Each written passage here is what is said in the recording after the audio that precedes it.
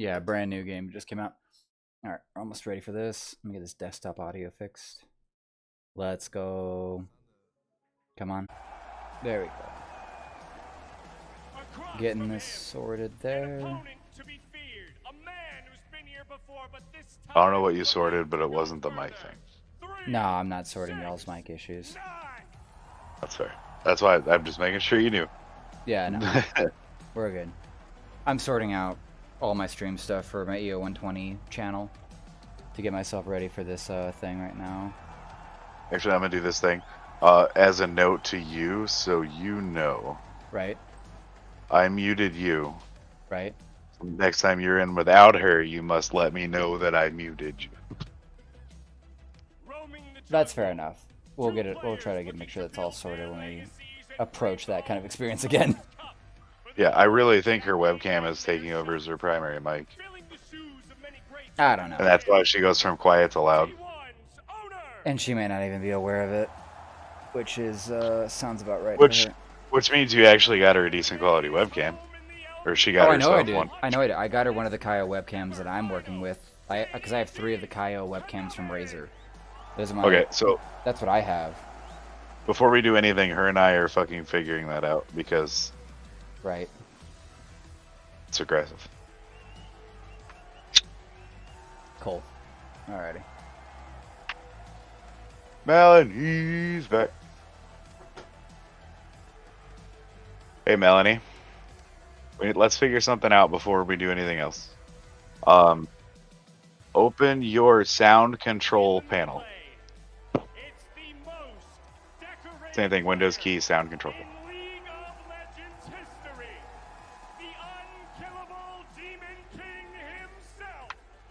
Following along so I can direct you. Okay, that won't work. Go to sound settings with the Windows key, and toward the bottom under related settings, sound control panel.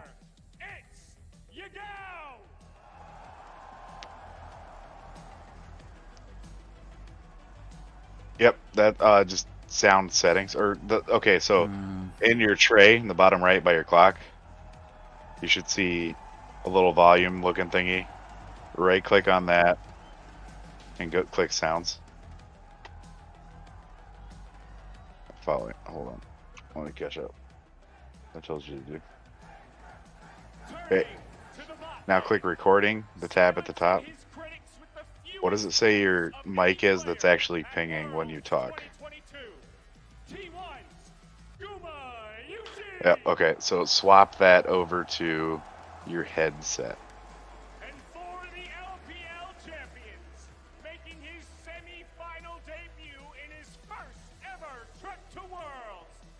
Find which one's your headset and set that as default. You did? Okay. Now let me unmute Aaron. Aaron, can you talk for a second? Yeah, I can talk for a second while you sort out how to figure out. Okay, that's normal. That's normal. You're still picking up on her mic, but it's not obtrusively loud. Roger. Talk for a second? Yeah. So that was the thing. Okay. Cool. Okay, we're good. That's all I needed.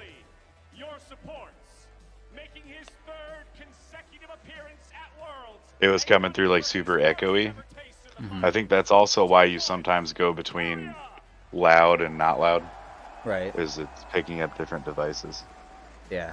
And for JDG, with the most assists of anyone in the group stage. What? Okay. Oh, hey, you're in. King, it's missing.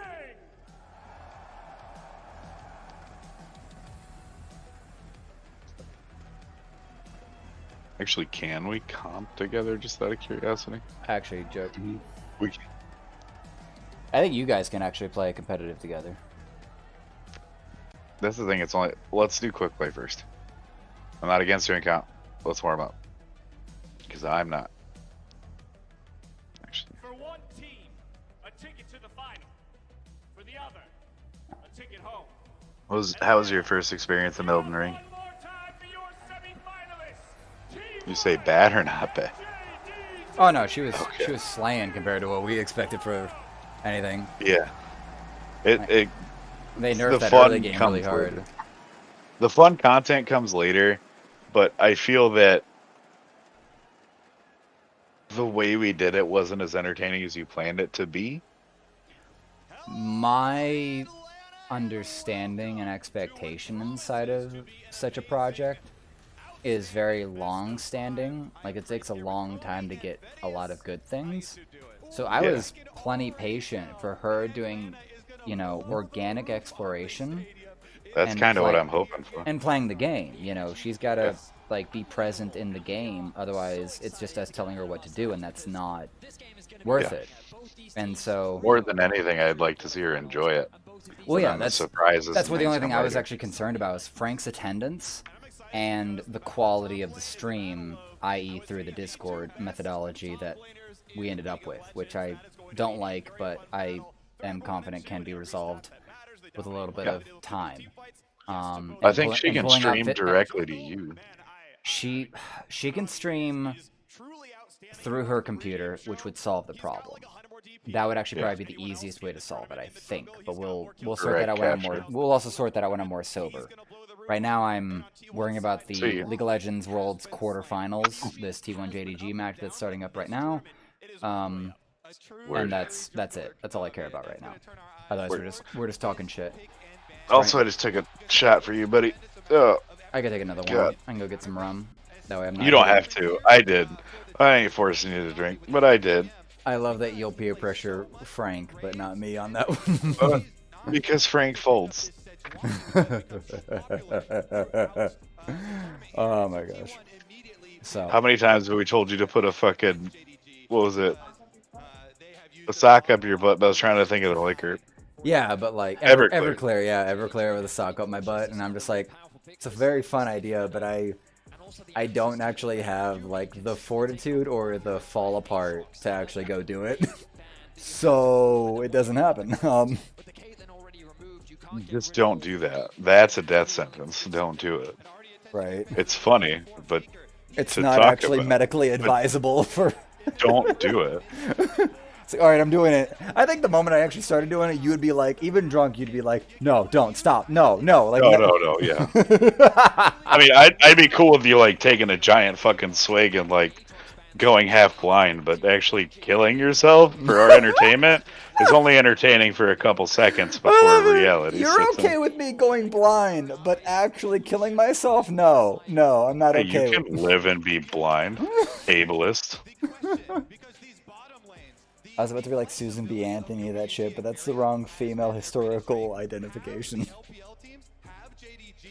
Helen Keller, there we go, that's her name. Yeah. That's the useless. Well, you're not deaf too. You could get around. No, and okay, what the fuck is? All right, I'm paying attention to this game right now. That's fine. I have Farrah with me. All I have to do is shield while she pops caps. I'm gonna screen share this for any sort of commentary you guys might want to provide from Discord. Felios for Hope. That's his go-to. What the fuck did they give Gumayushi? I'm down to watch. Down to clown. Yeah, the Nami and the Lucian's gonna be the go-through for Karya and Gumayushi on T1 side of it. Cope with. Alright, so this is getting optimal. This is actually optimized here. Maokai has disappeared from this draft. Let me sort out some. Oh, that's actually perfectly fine. Viego. That's getting weird. And then the Vi for this is a very weird draft. And it's gonna be a freaking no Guma, no, the Draven, get the fuck out of here. Okay, the Lucian Nami, standard power pick for bot lane. Okay, making me really concerned there. Azir is like top tier right now. If they're gonna free that one up here, Yagao can take that and run away with it, but they probably want the Lulu for the Aphelios. Sitting easy clap. Free and tree. Those don't go through walls, honey. People need to sort themselves out. I also don't know what map you're on. Oh, you're on King's Row. I completely couldn't register where the fuck you were. Are you watching us? Yeah, I was looking over at her screen real quick. She was playing Kitiko. Yeah. Bands, second lane, second. We're clapping ass. Yeah, second phase bands. Victor. Mid lane bands actually are going to come through here because it hasn't been picked up yet. Azir, Orin for top lane, so no free easy tanks for Zeus or 369. So are JDG gonna do another top lane or mid lane ban? Fiora has been really powerful top side. Camille has been sort of a second stage, third stage ban, not exactly like a lower tier, but not as highly prioritized unless it's a very clarified matchup topside. Azir just feels Oh, like yeah. such a power pick. Akali, Let's of go, course. Melody. Sylas has already been banned, so I don't even know why you'd worry about Akali unless you're worried about T1 taking an Akali on Faker. So did she. Smacked! Guess what happens now? I dropped my Now ring. they die. That too. Get back here, you black titanium bitch. I was gonna shatter, but it became unnecessary. We're not touching payload. Yeah. Victor Akali, Renekton? Renekton's not ban worthy. Moira, you don't have an out. It gives you like early strength in top lane, but it doesn't actually dominate the entire freaking gameplay. Heimer of Felios? No, the Lulu's already there. Azir's available, Talia's available. What does the Yagao want to go through here? Because the mobility on the Talia would be fantastic for cross-map play. Get the top lane, get 369 up into that 9 realm instead of just mediocre or trace. Yeah, he's an idiot. Boy. I know what I'm doing. He doesn't know what I'm doing. I don't know what I'm doing either. Let's be honest. Alright, what's the mid top? What's the mid top for T1 now? For this game 1. I've actually put no bets on this match here because it's so up in the fucking air.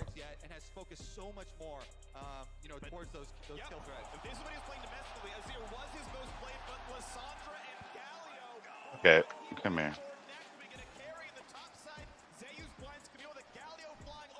Come, Galio for Still Faker. haven't Faker's about to shattered. fucking carry on this Galio. This is about to be like cross-map nonsense here. And the Camille, this is about to get disgusting here. You cannot escape, and you will get rocked by the incoming Golem. Let's freaking go. 369 with the Jax. Talia for Yagao. This is a topside focused draft from both teams in a way. Getting Jax or the Camille ahead will be critical. It can still roll either way. It can still roll either way. The Aphelios is still such a late game, like win condition. Everyone on T1 side actually has to go in. Everyone on T1 side is a go-in situation. Faker on the follow-up with the Camille or the Vi goes in. It's a dive comp on T1 side against JDG, who have decent pushback and peel.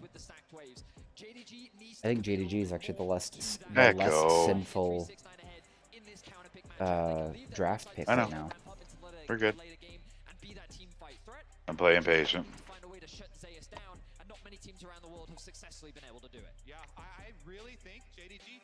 Oi, oi, oi. Alrighty. Bathroom real quick before this actually kicks off. Rare killed herself on my shield. Our fair did way better.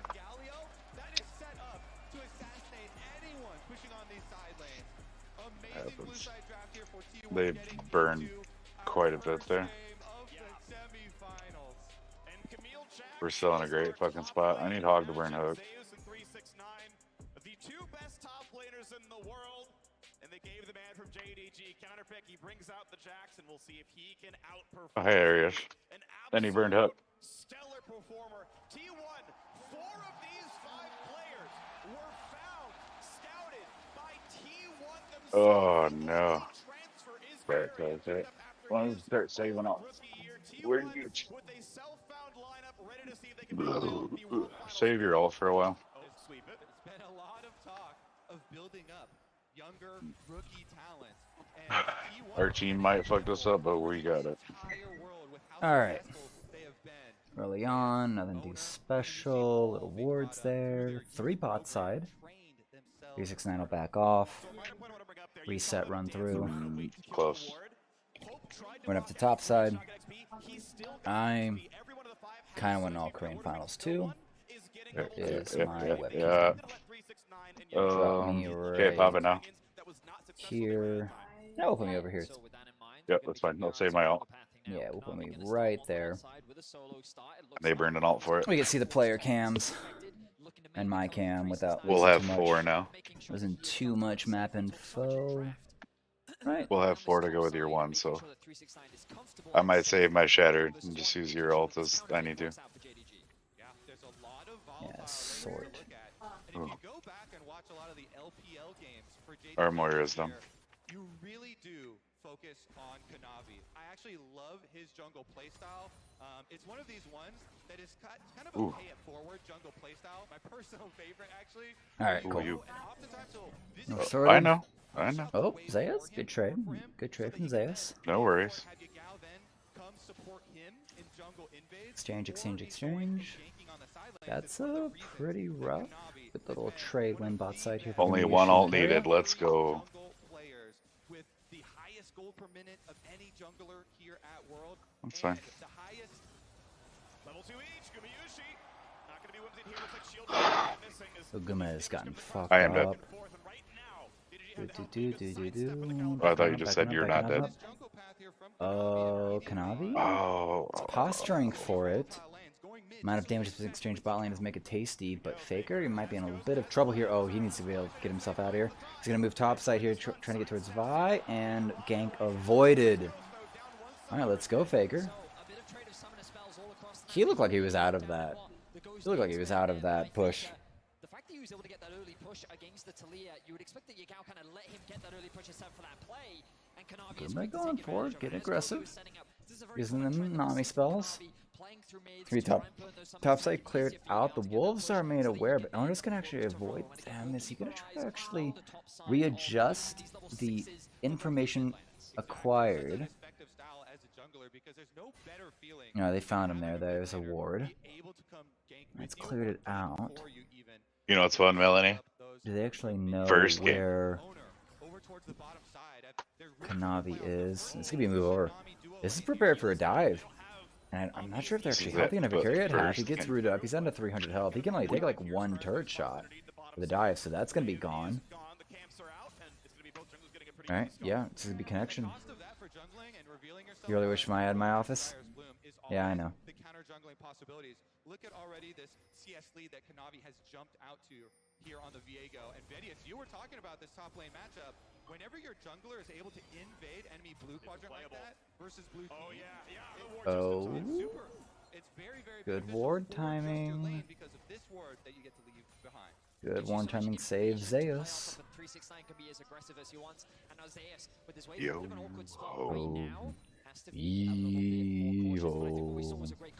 Boys, the I need to send you the version of that song I've been listening to. It's a Roger. bass singer version. Right. Okay, so good. It was about to be a trade in. 369 might actually die here. Flash is available. Low mana on Zeus. Alright. Back up. Zeus with control of this entire wave now. Okay. 369 is going to have to back off. Gumayushi step forward here, missing. It's going to be a quick... Oh, the root's going to come up here, cleanse out, and he's going to have to run away. And that is a little rough bot side. And Viego's posturing, actually, he's been not spotted. Honor is here for the counter gang, but it looks like he's going to be actually in a dodge, and he's going to be known out as well from all his wards. Faker's moved bot side as well, so this is not as favored as they might think. There's a lot of posturing here right now, but I don't know if anyone's going to really pull the trigger. Everyone's sitting, everyone's waiting for it. Honor or Kanavi trying to figure out if the other has actually left to provide an advantage for this gank opportunity. Rush cleared out. Big wave, but I think it's going to be able to get collected by Hope. In the straight up 2v2 because of your additional sustain and because of the amount of damage that you have, which means that T1 So this is beautiful posturing from both sides right now to just neutralize gank opportunities. It's a very like evened out read, and like there's like a 100, there's barely a gold advantage from either side right now. They're so close to each other. Yeah, you can see the first battle that will be fought over the war that is bottom lane is this. Figured that might be it. This river is going to be the highway of ganks between mid and bottom that is going to be constantly under attention. Yeah, I killed him a second I ago. want to take a minute to talk about But- the T1 bottom lane, as they should be able to escape here, because the T1 bottom lane, their performance at World has been magnificent. And one of the They best want me to tank, apparently. from T1's summer. T1 top side? Yeah, Gumayushi. Well, Gumayushi's done actually super well for this tournament, not getting caught out like it was back in LCK, and just becoming just easy bait for on like a Jackie Love impression. But this will be first Drake for JDG right here. Zeus gonna actually invade with owner. Gonna be able to get at least an easy gold exchange with the Raptors. Aside from that, he has been deathless. The man has had an incredible tournament, and right now he's being set up for success. But JDG, as you rightly said, we're able to find that small advantage. Kanavi is playing the map very well. He hasn't been able to find any success. Yes. This is his style. He leverages the pressure that his waves are able to generate, information on where the enemy jungler is, to build up leads for himself and steal away these objectives. So JDG, while very even in the gold, ahead now on Dragon. And he's scaling away here on this Viego. To be able to move towards that Divine Thunder he's so want to build down there, as the bot lane also is holding up. The fact that Aphelios is within 5 CS of Lucian, definitely pretty solid, especially when Guma got such a very good no advantage has really been able to be gathered bot side here between the Aphelios and Lucian comp matchups. And now I want to refocus back on Kanavi, kind of the heart of JDG here. Carry jungle play, movement. because with this CS lead, You just realized that about the Royal Circuit. Yep, pure payload. I guess I didn't realize you weren't sure on that yet. Because you have that reset playability here for them, I want to see if JDG can get themselves an advantage. Owner, meanwhile, is bottom lane, still level 5 on the Vine. Missing is that flash, but this looks troublesome right now. Level 5 on owner. It's gonna be a predict bubble, but it's actually not gonna land. He's gonna hit, but he's not gonna miss here. Owner's actually gonna run through, but they're gonna actually get in. Hope's gonna go down. And Gumayushi, is he gonna live? Oh, he's so close right now. The auto tech's going to come through. Missing gets the counter kill, but that's gold onto the support and not on to the carry. And that is a 2-for-1 exchange here. A kill going on to Gumayushi. Puts that advantage in the side of T1. Kanavi's going to get the counter play across the map with the Herald. He's going to get that eye. Now he's just going to actually be able to pull this off onto one of his turrets. They expect the same play I was just talking about on that Rift Herald for Kanavi, and so Owner takes that opportunity to make the bottom side play. Ward there. Easy clean up here. Now JDG going to move top side here. Yagao and Kanavi heading top. Zeus needs to be ready for this, but I think he's a little bit overextended right now. He's got to figure out how he wants to get his hook shot off. He's going to use the ult to actually isolate. Faker has a right here. It's a 2v3. There's not going to be much else to actually pull this out, and I don't know if they've actually given this up here. Kanavi is super low. Owner has arrived. Here comes the wave, and it's going to be the knock up, and that's going to be a taken down. 369 is dead. Owner going ahead, trying to find Kanavi. And Faker with the fadeaway shot with the wins. The turret damage is going to be super hard, but now it's going to be blocked off. Traded back for Yagao, getting the kill onto Owner. In a 2v1. Oh, Gumayushi might be in a little bit of trouble here. Dashes early, trying to dodge as much as he can here. Wild growth onto missing.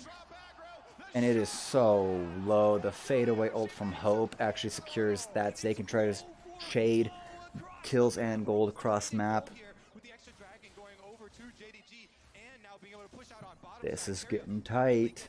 We first see that Galio ultimate used to try and cross-map defend towards Zeus for T1. They overstep a little bit with the extra tower damage there and giving over the extra kill. I'm going to mute myself in Discord for at least your sake, Tom. I don't care either way. Alright, fair enough. Then we'll be fine. Melly's the only one struggling with like all There may be days I would, but today I don't care. Yep. Yeah. No. Everyone jumps in, and this is going to be over from here. Owner takes one too much damage here. The knock-up back from Yagao is fantastic. Nami trying to actually back in time here, but Gumayushi's already dead. He just doesn't know it yet. There's going to be the root. Yep, setup and root. The ult, he barely misses that. Very good dive there from the JDG bot lane to try to equalize that as top lane sort of falls apart. Oh, Fairy, you got that health pack. I need that so bad. Both these teams are bloody teams, and we're already seeing it here in game 1 of this semifinal. And we're seeing JDG just So mild advantage right now for T1, 600 gold. with the dragon as well as the Rift Herald still in pocket. Can I be honest, we have from the base? But Gumayushi and Faker both getting rich off those plays. Get out, tanked. Everyone Fuck yeah. but Zeus with the kill.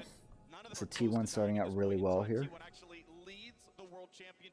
Oh my Kanavi, god, decent get lead against fucked. CS side. As well with pressure in a lot of these lanes. 5 CS lead for 369, pretty negligible. So everything's still holding tight. What is going to actually be the play here for JDG here? Kanavi holding topside here, looking for... I think he's just shadowing right now. Zeus, wise enough not to overextend, wants to get at least an XP range of some of these minions as they die. Yes, I think successfully snuck in. Waiting for this wave to push back, and he'll be primed for it. Prime to catch. Yep. Easy enough. Kanavi is in range. The stun does not catch from the counter-strike. And Zeus dodging the stun. Here comes the Herald. It's going to be a Cloud Drake taken, or that's going to be the Hextech Drake taken by T1. Zeus going to drop back off. Herald's going to charge through. It's going to be two plates acquired. But this is actually being in isolation here. And now he's actually trying to trap them and actually really make them really regret coming into this. Faker has arrived here. Kanavi's going to dodge out the wind. And Faker needs to run away here. He is solo. He's going to die here. It's going to be reclaimed by Kanavi. And that's going to be a super successful play from JDG topside. Faker getting a little bit caught out. They were prepared for it. They have made the adjustment, adjusted their expectations for Faker to actually counter any topside plays. And now that's going to be a slight exchange of slight adjustment in who's got the gold lead here topside. Melanie, that's how we do it. That's a good game. Unfortunately, you didn't get to see the rest of the map, but that's also the fullest hold I've ever seen on this map, period. Actually, Casino or whatever it is, Monte Carlo. They never move the point more than 2 feet. Gold lead, as you mentioned, item timings there is the Flora. Piece, right? You got the mandate for carry, you've got the crown here for Yagao. Looking for their second Drake. Yeah. The sidestep there, but support missing. I think you're about to catch a wave here, and it's going to send you off into the depths here. That is a flash out from missing, and that is super free here. 1 ult for a flash. That is completely. That is a BOGO that I will take. 1 wave for 1 flash, get 1 free. Let's go. Owners move topside here. Ult is not available yet for Faker, so a 4-man play on the bot side is not exactly available. Now carrying Gumayushi is going to try to push further into this, try to press the advantage.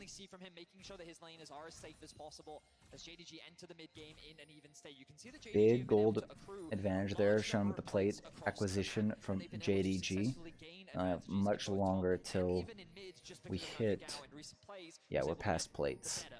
And some very important wards actually just see Faker there attempting a hover towards the top side of the map for JDG. Meanwhile, JDG clearing out all of these wards through that mid-bottom highway of the river. Slight view of Kanavi there. Spot side's going to get taken over. Not going to find the ward kill themselves as T1 kills out the aggressive control ward. Bot lane will be pushed in, but not much else to play for. No neutral objectives are up. Actually, Herald has respawned. Faker misses the canyon. Builds, legendaries. Oh, wow. Yagao has already gotten his mythic. Faker lagging behind a little bit, but mythic's across the entire board here. And here's going to be the big move here. JDG has arrived, and Zeus is going to have a pretty big problem here. The heal for 369 is going to negate any chances Zeus has to actually counter this. It's going to be a free kill. Kanavi takes it, and now it's going to be 5 topside to take this second Herald here. And JDG, they're taking the lead on this one. 2k gold lead right now, and it is not looking good for T1. They're going to have to scrap something to get it together here in the 4v5. 369 is currently backing up, but he does have teleport. But that Herald is going down. It's going to be sniped by Owner. And now they need to connect the eye. They might just be playing Deny and just run away and try to survive running away from this. Here comes the ult from Hope, but it's not going to be able to finish anyone off here. And T1 actually get what they want here. Ult onto Faker, but it's not going to be the actual kill. Kanavi goes down here, and that's going to be a dead Owner. Just one little snipe here. T1 trying to scrap what they can. They do deny the Herald, but it costs Owner's life. Nothing else is up and available. Cloud Drake's 3rd Drake of the map up in a minute. JDG gonna look for denial here. Gumayushi's so low right now. You need your AD carry to have a little bit more help in this if we're gonna have an encounter soon. He's gonna back, but this gives JDG opportunity.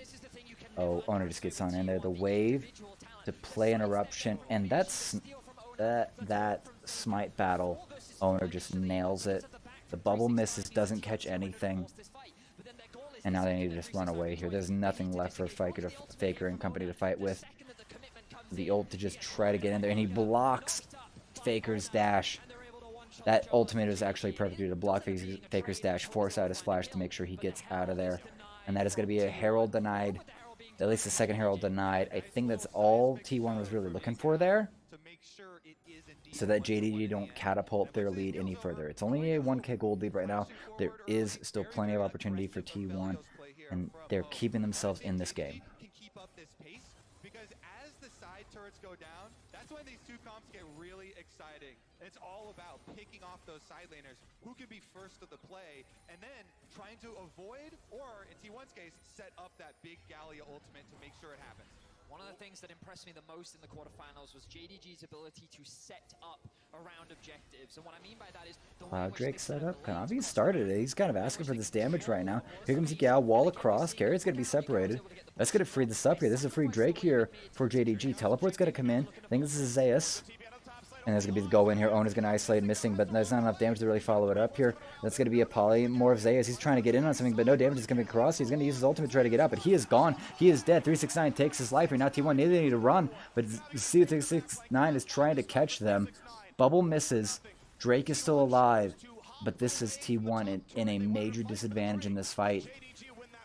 And now Kanavi, he's going to go back and get the dragon while 369 hope and missing hold off the mid lane. And there's nothing that T1 can do to actually contest this. Yagao's going to go bot lane, push that off. JDG securing themselves a very solid lead in this match so far. Gold, not a great disparity just yet. Still just 1,000 is the difference.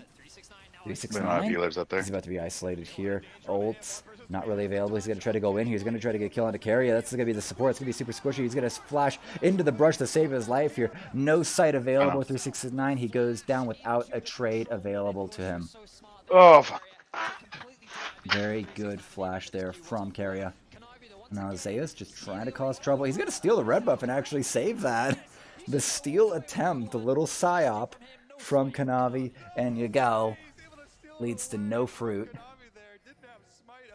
And this is still saying super close here. Faker? He might get the first tower for T1. No one's coming up to meet him. Zeus. Gonna check the brush with a sweep. And now we're going to have a little bit of a contest. Not much of a minion wave just yet. Faker getting this tower is going to be huge. Keeps that gold super tight for the exchange. Owner goes in. They try to get the capture onto missing, but it's not going to be enough here. Ult used on missing to keep himself alive here.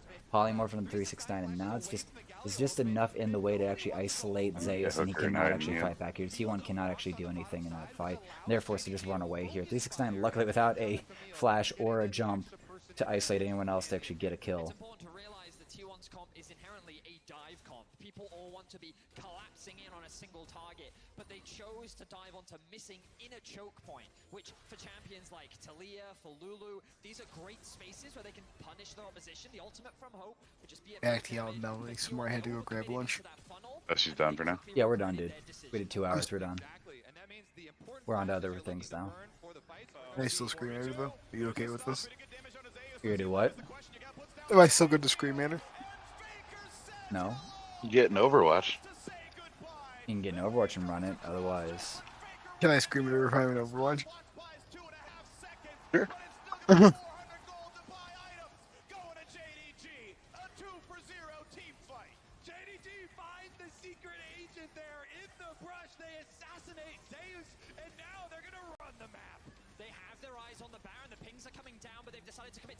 Oh no, Gamish is gonna get caught out here. It's gonna be pushed through.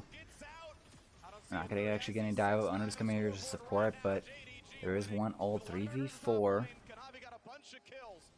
Nothing available. Faker is dead. Yeah, JDG's actually holding this out. They're winning this one. At this point in the game, and JDG are just outplaying them in the straight up 5v5. Yeah, really good spacing from these JDG members. Getting outside. Team fights are the difference maker right now. And taking down immediately Zeus in back-to-back scenarios here. Huge pickup for them. Now comes the spread. It just clicked to me. Your clever 6-9 score is so clever. Thank you, man. I appreciate that. Let's have a look back at this clip. So this is on award. T1 They don't even check their vision here, and they just get collapsed upon. And that's getting a dead Zeus. This is actually really... Oh, no, and then Faker just goes in with his ultimate to try to save the situation, but it's already over here. They jump across, just secures it. He goes golden, but it's just not going to be enough. The wall to try to separate Gumayushi, but it doesn't matter. They've gotten their 2 kills. They can press through. They get the mid-tier 1 tower. Easy, free, simple. This is not enough. And Faker's still like a half an item behind Yagao right now. There's barely a difference actually in terms of just like 3 assists, but like there's barely any like obvious gold differences. Started the slow push off. Will start making his way down towards the mid lane as well. JDG still have a lot of time, but the same could be said for T1. Gumayushi trying to get something done. He's going to bring Hope down to half. This game is now in control of JDG. Stun's going to land onto Zeus. What's going to be the trade back here? Hook shot to get out.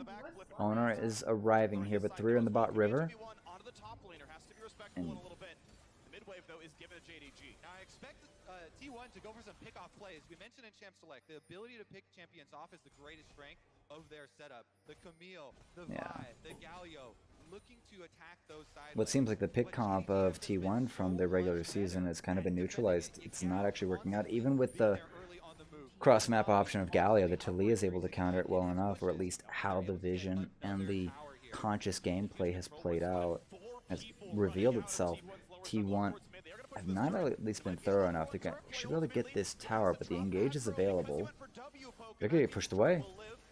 That tier 1 turret's is going to stay alive. Owner trying to keep himself in a threatening position, but the vision's going to push him out. Now the positioning. This could be the 3rd Drake here for JDG. T1 have reasons to contest this, but it's not a game-ending state to put themselves in. They've engaged down, and Hope's been left out alone, and he's actually going to go down here from Gumayushi, and now Faker's going to drive on in here. This is going to be the organization and team fight from T1. It's going to position it. They're going to be able to get themselves a turret as well. Faker's going to be jumped on, but he's going to go golden. 369 is going to try to move himself out here. Zaya's going to push on in. Not many ults available left for T1. They have spent all of them, but 369 is going to go for the counter engage. He's not going to get a stun off on anyone. They're going to push through. He's going to flash away from Owner's fist. And now Faker isolated with 369. He's going to taunt him, try to get some damage, but the stun's going to come through. Faker's going to get one more knockup. He's going to keep running. He's going to survive here at like 200 health. And that is a good counterpunch from T1. Keep themselves stabilized. The Dragon is still alive, but getting that kill onto Hope, getting that catch, is exactly what they need to finish this game. And now comes the Dragon, actually. JD is going to finish this Dragon by the time we get through this replay, but look at this. Hope steps out just far enough, and Owner just flashes Qs in. And now he's just isolated. Hope had no chance there. Ult was spent by missing, but there was too much damage. It pushed through the wild growth.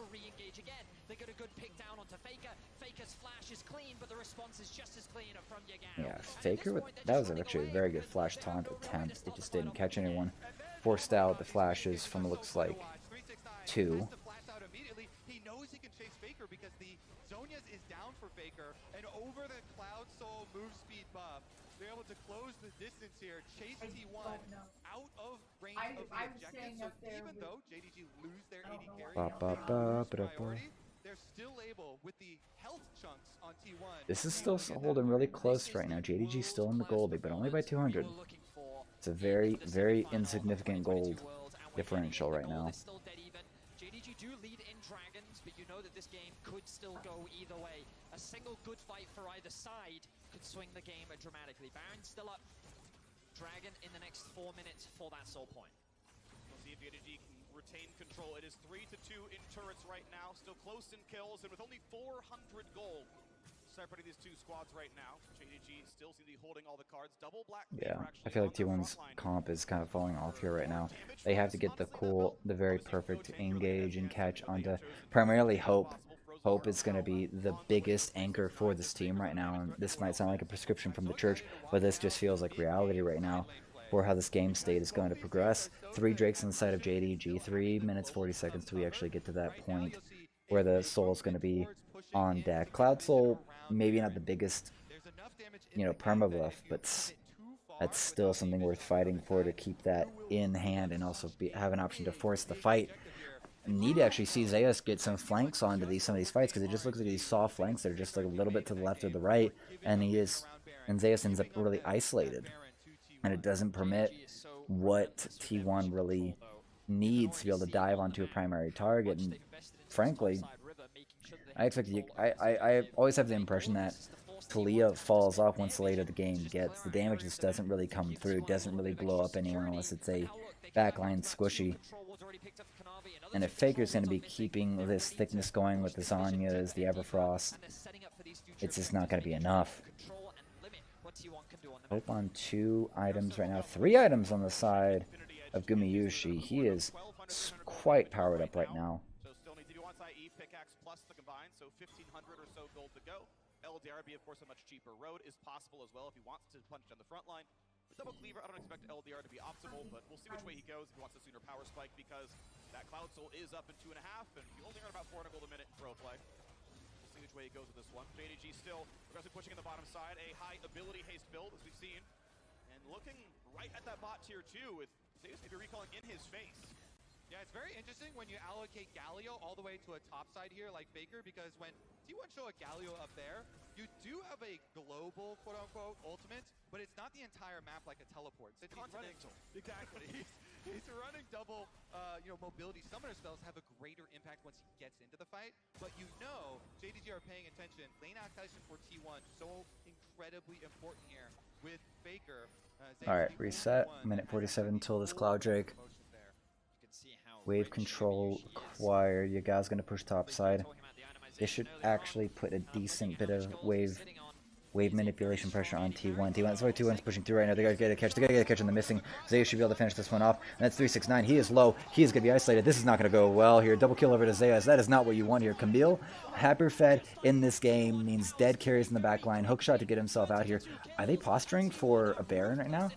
Zeus picked out, but the damage from Yagao, the damage from this Talia is not going to actually carry through late into the game here. And now comes the Baron Force. Kanavi is available, the jungler is available, the smite is available. This can actually end up being a good coin toss. Can T1 actually keep Kanavi, keep the steal from occurring here? And he's going to actually get the stun here, knock up here. Kanavi blocks it, but he's going to offer himself up. He's going to be down to 100 health. The owner goes golden, but there's not enough damage to follow it up here. And that's going to be owner down. That is the T1 jungler dead. This Baron play has flipped in the favor of Yagao. It has been neutralized. They get to survive a little bit longer here. And I'm not sure about that play from T1 at all. There should have been other players in hand to prevent Kanavi or pick Kanavi out. Because I like Faker's idea, but it didn't feel like the rest of T1 was able to follow up on that. The counter kill onto owner. What a stand. JDG hold fast here against the odds. So, oh wow, so T1C missing, walking into the fog of Oh, he gets caught here right now. The vision, just easy vision, just makes it too free. They move on up, move through the knockups. 369 never had a chance. Run down JDG and catch them unawares. But the second that T1 head towards the Baron, you think, as you said, Kobe, surely there's no way. The turning point was that T1 committed to the fight. They turned. Oh, there was still a way, my Vedius. Kanavi was alive, and Faker, he's looking to screen this out. He's looking to push this out. But Baron is only, like, what, just below third health. It's at a third health. He goes in. Owner goes in to try to actually confirm the kill on Kanavi, but it doesn't work out. T1 still on the Baron here. The Dragon Soul's going to be secured here by 369, but the Baron's going to be the trade for it. This is going to be one of them questionable plays. Owner actually survives through the smite. Perfect timing. So Baron power play on the side of T1. Cloud Soul, not as highly prioritized as one might expect. Permabuff unconcerning for T1. Off that respawn for T1, they should be able to get back and defend. Baron empowered recalls are so quick. They are on the way back down. Temporary combat power, very good, obviously, for T1. A bit of gold earned. I'm muted in Discord, honey. Baron just clawed back thanks to the bot tier 2 kill. Zay's looking for his I know, this is half why I wanted a computer in the bedroom. From the Cloud Soul actually does mean a tremendous amount in a game like this, where so much I've never probably said it out loud, but I think I have mentioned it, but never with enough seriousness. The other thing I want to know is props to Yagao, and what has been a very bloody game, yet to die. And Oh wow, yeah, Yagao Yagao is perfect right now.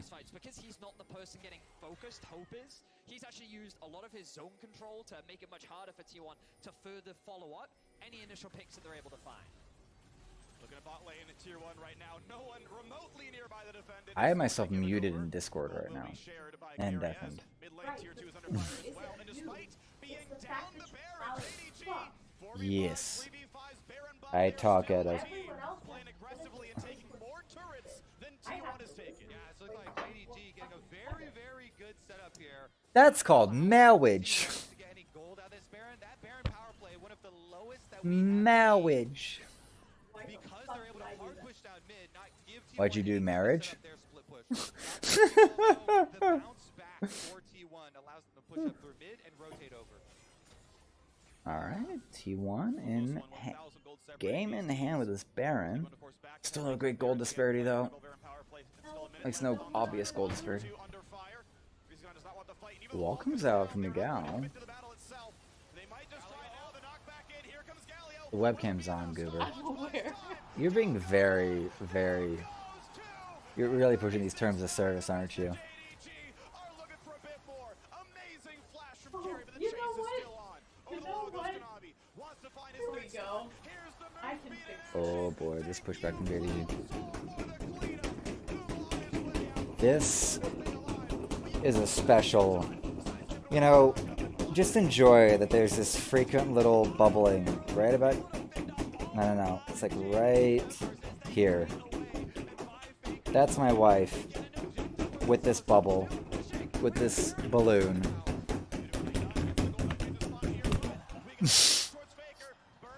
That's violence, honey, and I don't support. I got hit in the head with your balloon.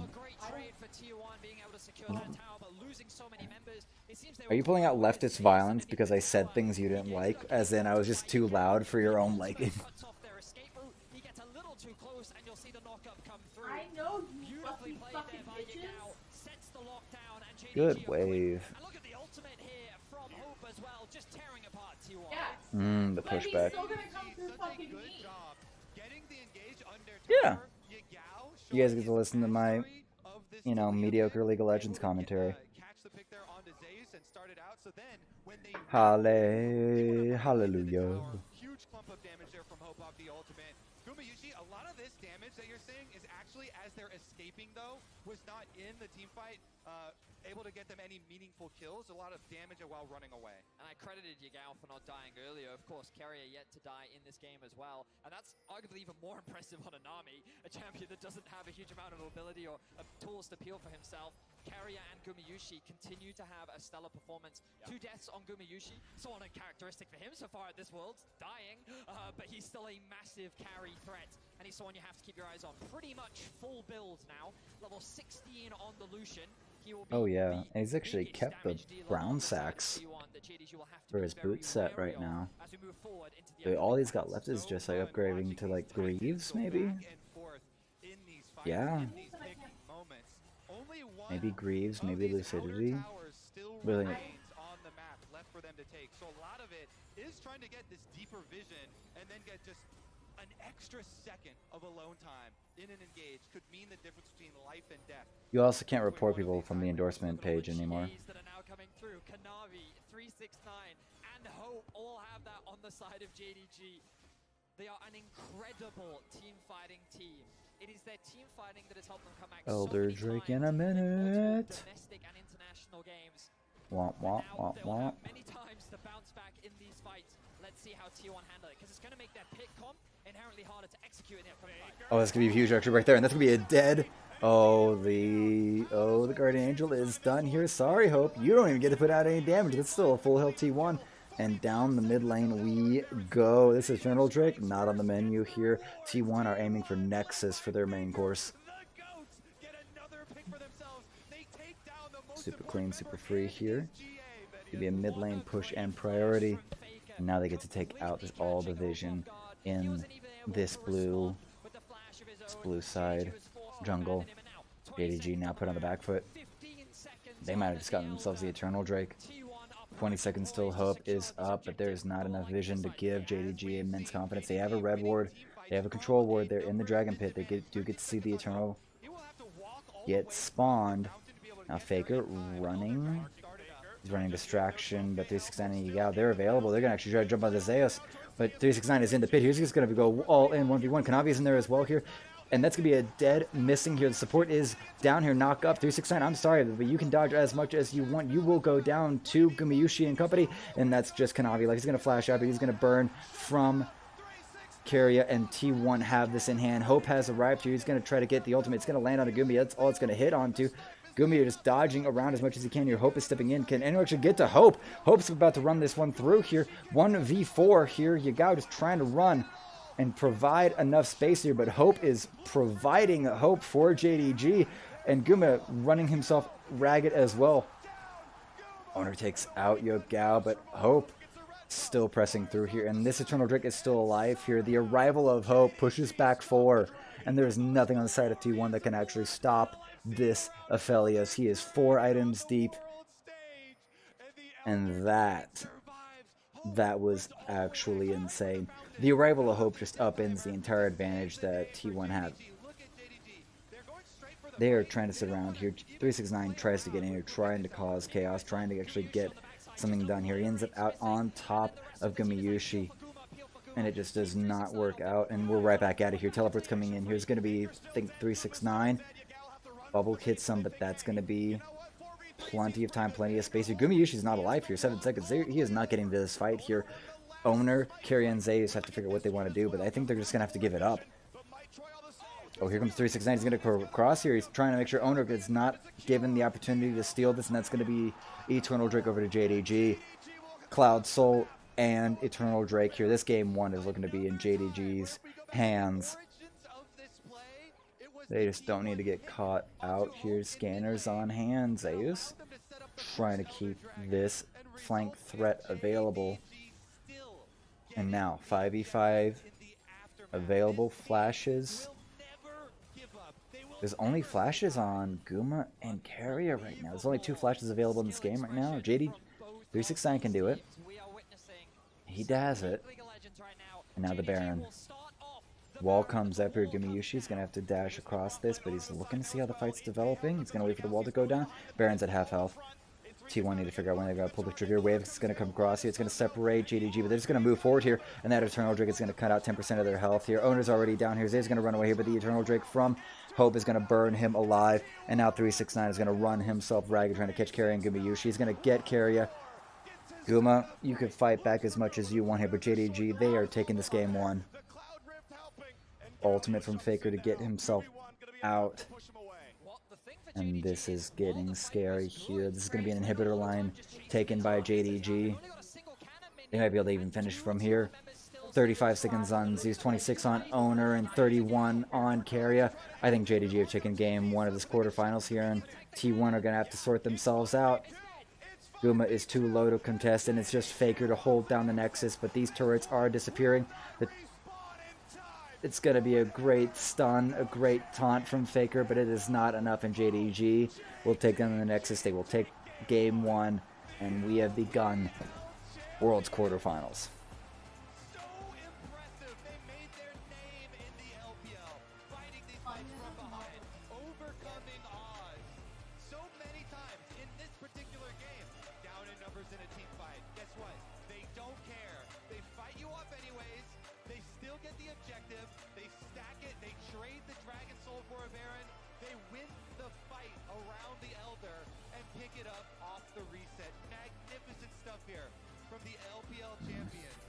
So many great things from T1 as well. Yes, they ended up falling short at the very end, but the picks that they were able to find was so incredible, because I thought it was only going to get harder for them, and then Faker finds the flash over the wall, gets the kill onto the AD carry. There were to missing multiple times. The Baron looked like it was theirs, and there were so many moments against many other teams. T1 would have converted that pick into a win, but against JDG, that 1 pick, 2 pick, it was just not enough. The coordination on this JDG team in some of these team fights, counting the ultimates that are used to kill off their other members, still going for the re-engage, down numbers, just beautiful stuff to see.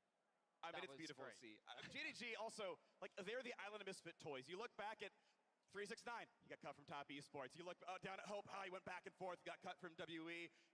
You were on EDG, then back to Academy, then back to EDG, back to Academy, cut from the team, joins JDG as well, and these squad came together to play a massive performance in Game 1. So JDG up 1-0 in this game. Now, before we break down that game, a reminder that the LCS and LEC have joined forces once again to bring you the Dive Foria podcast for Worlds. Catch up with the quarterfinals preview with Kobe, Dracos, and Kadril, and stay tuned for the finals episode dropping next week, available on Spotify. So keep that episode and join us at the analyst desk. Thank you so much, Freak, and welcome back to the analyst desk here at the State Farm Arena, where the crowd has rightfully erupted for that first game in the best of 5. I'm so glad it's not my job to analyze, and that's for you three to do, because I just want to watch 4 more of those. That's all I want is 4 more of those, but JDG getting it done in game number 1. All I'm saying is, it's for those that don't know, Yagao's name means toothpaste, and we didn't talk about him much in the opening, right? We did talk about how it was Faker and the Zoomers. We talked about Kanavi. We didn't really talk about Yagao, and I think this Talia pick for JDG was a key factor in their win. Not only the way he played it, but the way it went into what T1 wanted to do. A lot of the members of JDG feel so easy to overlook it kind of in that regard. And for example, Yagao was 16th out of 16th mid laners. It's CSD at 15. Right. It doesn't matter. That's not what's important for how he plays the game. And Talia is just kind of this perfect pick to exemplify how he wants to approach the game. Yeah, definitely. And then that's what he picked on 4 there. We can see the draft on the lower half of the screen. I think the first 1, 2, 3 was very standard. You know, Lucian, Nami, Aphelios, trade, jungle trade of Viego and Vi, but it's the 4-5 from T1 that kind of throw a wrench into the works. It was interesting that they actually decided to go for Camille Galio into Talia. You know, Talia is very good at dashing champions, and you're playing 3 melee champs in Vi, Galio, and Camille dashing into a Talia, so it's very hard to gap close, but T1 found so many picks. I think JDG's response is very natural. Jacks into Camille Galio makes a lot of sense. You have double global mid to match the side lane. I think what JDG answered here with was very good. I mean, generally, there were winning moments for both teams, right, throughout the game. But I'm curious, Kadril, your thoughts on essentially T1 saying, yes, we'll take that Talia playstyle, you know, to go to the side lanes and we'll match it with the Galio, as opposed to going to some of those more prevalent picks that we've seen in the mid lane, you know, earlier on in the tournament. I think it makes a lot of sense to go to the Galio Camille, because what you're running is a Nami. So this was pre-planned by T1, regardless of what JDG threw at them, I think, because the whole idea, and we'll see it later on in the fights, is you Camille Galio ult onto a target, immobile AD carry of Aphelios. Great, that's your main target. Lulu can work as well. But the Nami ult is what seals the deal on top of that, right? You can never really assist your AD carry or try to gap close towards him to try to peel, because there's a Nami ult over the top of the Camille Galio, right? So it was an incredible game. And of course, look at Faker, greatest, you know, Galio 2017 semis against RNG. That's exactly where I was about to go. There's all these great points you're making about the current game, but there's also the historical angle. Just Faker is synonymous with probably the greatest Galio performances you've ever seen in that 2017 RNG series, playing it 5 times in a row and carrying his team on his back. He tried to do it again in this game. He had some absolutely monstrous plays, but just couldn't get it done in the end. Yeah, this pick on Hope is actually where I thought T1 were going to end up taking over the game. He has such great sense with this Galio pick, and I also like the Camille Galio kind of to mitigate how JDG like to play the map, right? Because we've talked about how they don't necessarily get ahead, but the globals help counter and cross map against what JDG want to do. JDG fighting a man down in this situation. I mean, just like, it's pure aggression all the time. You the number of summoners blown, the amount of on display here on both sides of the coin, Kadril, is phenomenal. This was an amazing game to watch, just pure mechanics and pure perfection almost in team fights, right? And again, we see another scenario where T1 are down members. This is a 3v5, but they managed to stop it here. That Talia E over the Baron pit wall stops Gumayushi from being able to dash over. It stops Zeus there with the Baron. I think that was a knock, or it was the Talia E, whatever it was. So it's actually a 3v3 into an Aphelios, so they inevitably lost this, but we had so many scenarios where T1 would win the fight by getting a pick with Camille Galio, Nami ult on mid-wave. JDG overstepping mid. So many, this is like the 2nd or 3rd time that Hope's overstepping, but then they seem to be able to pull it back every single time. Yeah, it's absolutely insane that they get this pick off. They're like, great, now we get to go Elder Dragon, and JDG are able to fight so well. Jesus Christ. Out and wait for him to come back and then win that fight on the tail end of it. And then once they won that and they got the Elder from there, it was a little bit easier to close out. Yeah, and this is kind of the game-winning fight here. That's where I do want to bring it back to that Talia pick and Yagao, right? Because we talk about him, he's not this what's going on over here? Standout carry player of JDG. He's often overlooked against other LPL mids. He's lived in the shadows of his friend Knight for almost his entire career when they used to play on a net cafe team. And the way he's set up for a lot of these plays, like not allowing T1 to jump on them is really important. Also, you can see the... Look at that gold graph. The gold graph was so even up until around... I mean, even the end of the game, 4.5k is not that huge of a lead after you just smash a base. You know, usually it drops to like 8k, and so this was an insanely close game. I think everyone with eyes could tell that. We don't the stats assist, but I can't wait for more of this series. Yeah, definitely. And I think if you look at the way JDG was playing the game, it was always mid to top, and I felt like T1 were never really there to respond in time. You saw Zeus on the weak side, right? But they never really found any big cross maps. Oh boy. Dragon. But it was oftentimes when you're definitely not. You did.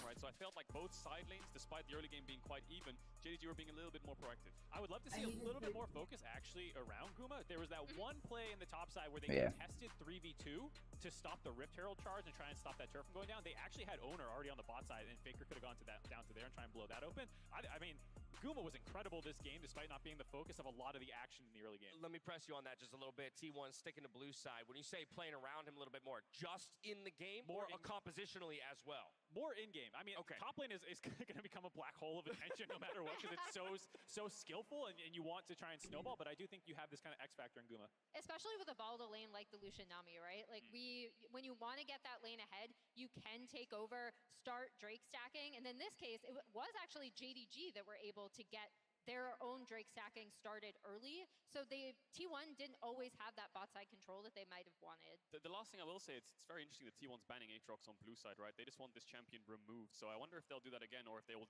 play a game of bluff, a game of chicken up against JDG, and say if you don't ban Graves, well, first pick it if both are open, could cause some mayhem. Aatrox has been sucked into that black hole of the top lane, as Mark put it. We'll see if he can find his way out of it. Check out T1's very own song, Runner, as the pig that represents their playstyle on the official LoL playlist on Spotify. Take a listen. We'll see you right back here for game number 2, right after this. It's going to be the first one missing. Heal for move speed. Flash it himself. Double, not an ulti, but enough damage is going to be there. The polymorph. First blood for Gumayushi. He wants the second. Then health bars at about half HP. Smite is up on both sides. Faker dives in, and the rest of the squad comes by. Economy's blasted away. Burning down with the red. Wants the kill. He can't get it as Hope fires over the wall. It's 369 again, marking the target. Owner comes in. He'll find a stun, though. And keep in mind, they've got Elder. Hope can't find the first kill, but 369 does. Zeus will drop as well. It's 2-0, and T1 runs for the hills. Behind 21 epic days of epicness. Behind 1 billion hours of drop jaws. Behind every match, every broadcast, every moment at League of Legends World Championship 2022 is the network capable of making it all happen. The Cisco Network, aka The Realm. Cisco, powering the future of esports.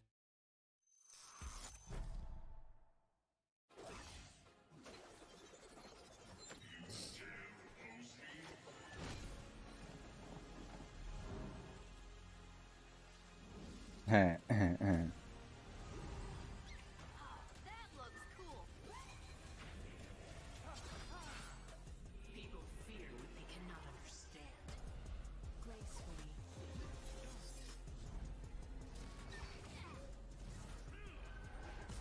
It's already over.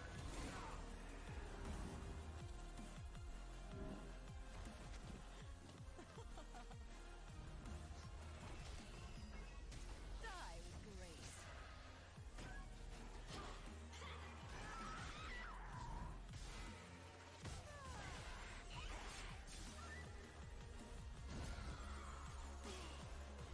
Don't care much for your kind of wisdom, Yi.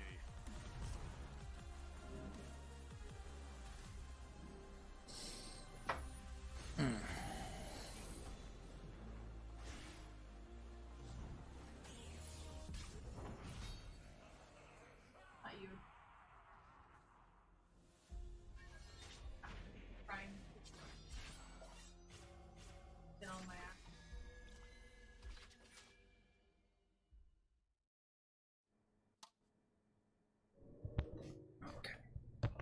Red Bull gives you wings.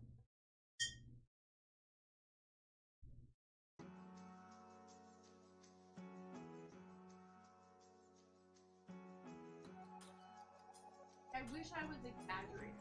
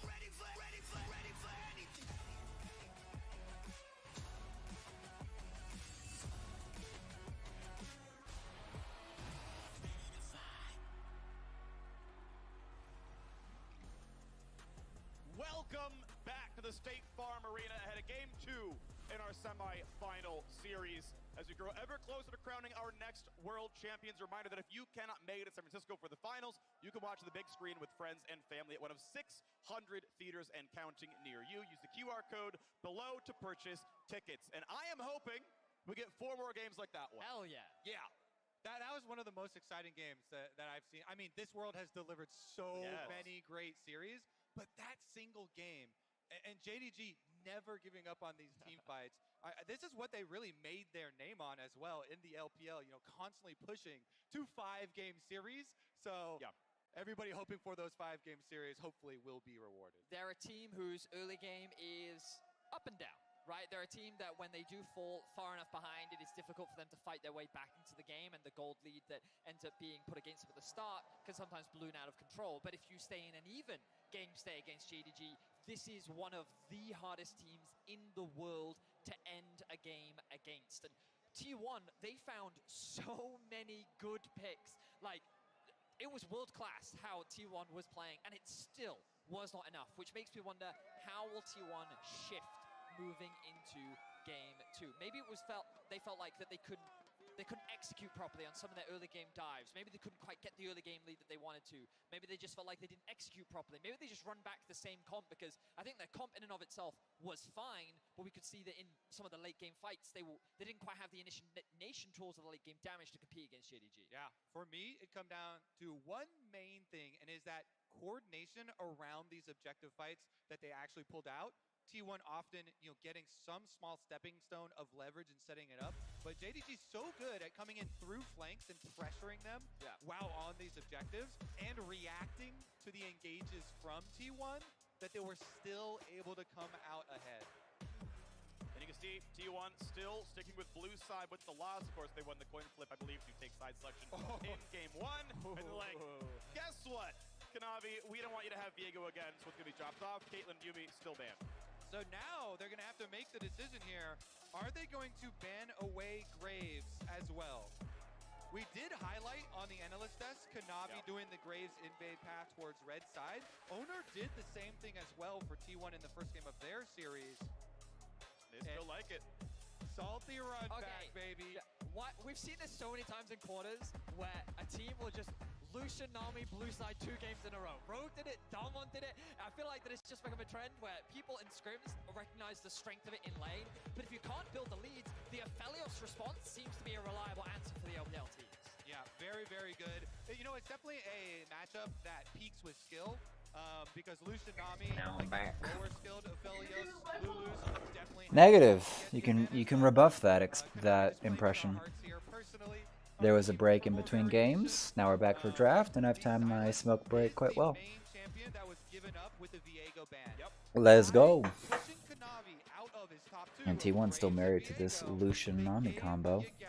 His highest preference champion, the most dominating mid lane champion of recency here at Worlds as well, and it's going to be a run back of the Aphelios for Hope and missing. Now, Kanavi, as far as these hovers for the Belvet, Is that Frank as the horse? one of the earliest adopters of this champion. On release. He's been really bad about that today. It's one of his 3 world skins. He's bringing it back here. They let through the Still blue side T1, Jesus. JDG, I guess, really. Wait, are we damn near scaling this one back here? Only adjustments been just Yagao on the Silas, and that should put Faker on. Is it on his? It's on his rise. Yeah, his rise is locked in. Faker's rise is okay. This is happening. Ultimate for Silas to steal away. Of course, there are uses to it, but in terms of lethality, it's definitely on the lower end. And they're really just T1 completely committing to this roam, to your pushing side lane style here with the rise. By giving over the Silas, you're thinking that there will be a gap there. Of course, Silas can still steal the realm warp and make his moves to the side lane as well. And we'll keep track of Yagao and how he does that. He's one of the best. And this does fit Faker's trajectory as a player. The greatest of all time. He won 3 world championships in 4 years. And in those 4 years, it was like, well, it's because I'm dominating everyone else in the mid lane. He's setting historic highs in damage and laning prowess. Pure and band solo out, kills, Vi and band out, crushing. Lee band And out. for the next 5 years of his career, still excellent, still winning trophies, Viego. still in the world semifinals and What are the finals. He's been junglers more that are as a leader, left? more as a roamer, helping out Graves? the new Graves players, is up and available, but heroes on his team. And again, it's Faker saying, I'm gonna help you guys. I wouldn't put owner on that. His mechanics were kind of lacking. Kanavi's down for probably anything. You actually are looking at things like the Belva, maybe even a Seen very little Lilia. The Nidalee could come through. Belbeth, we got some Mad Lions nonsense in here. Severing on it. At least hope severing on it for Kanavi.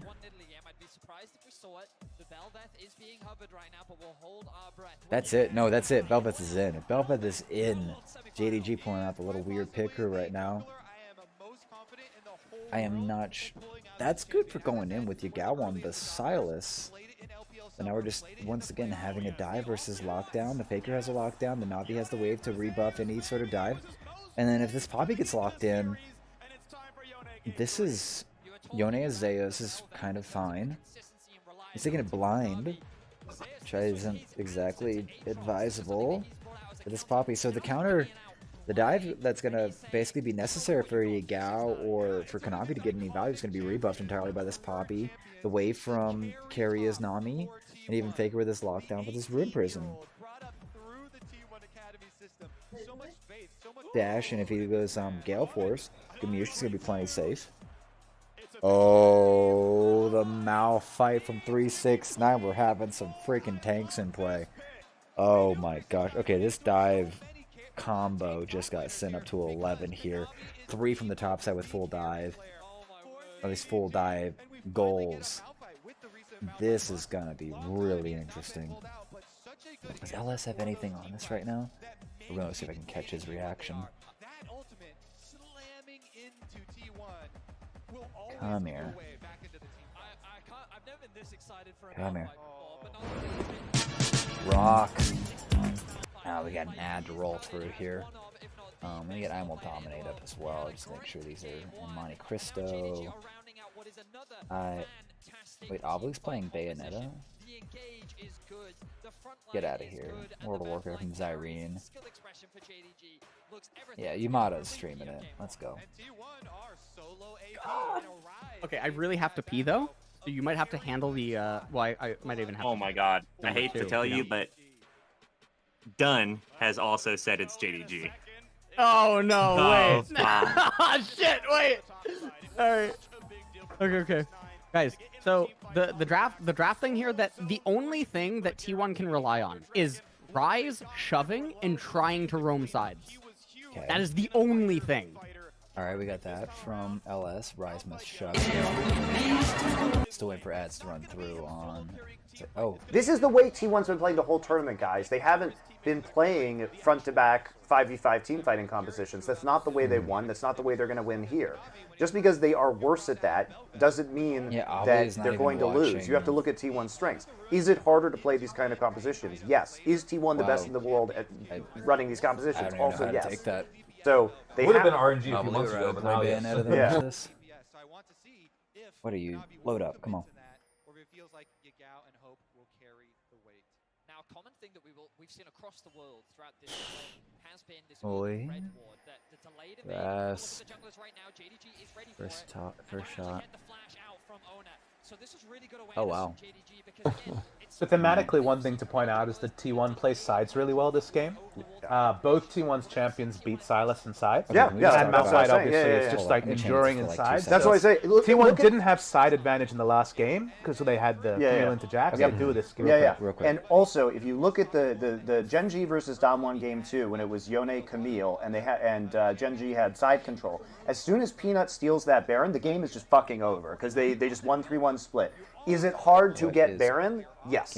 Yes, it is. Because you have to get a pick off. You have to get an advantage. You can't just try and flip it and turn.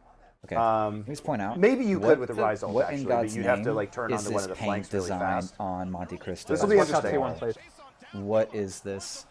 This is not. Oh, game. Oh boy, this is getting actually really crazy right now. That is first blood here. We just missed it. Sorry, boys. What? What? Oh, we just missed first blood. That's Guma just went down. Oh no. Oh no.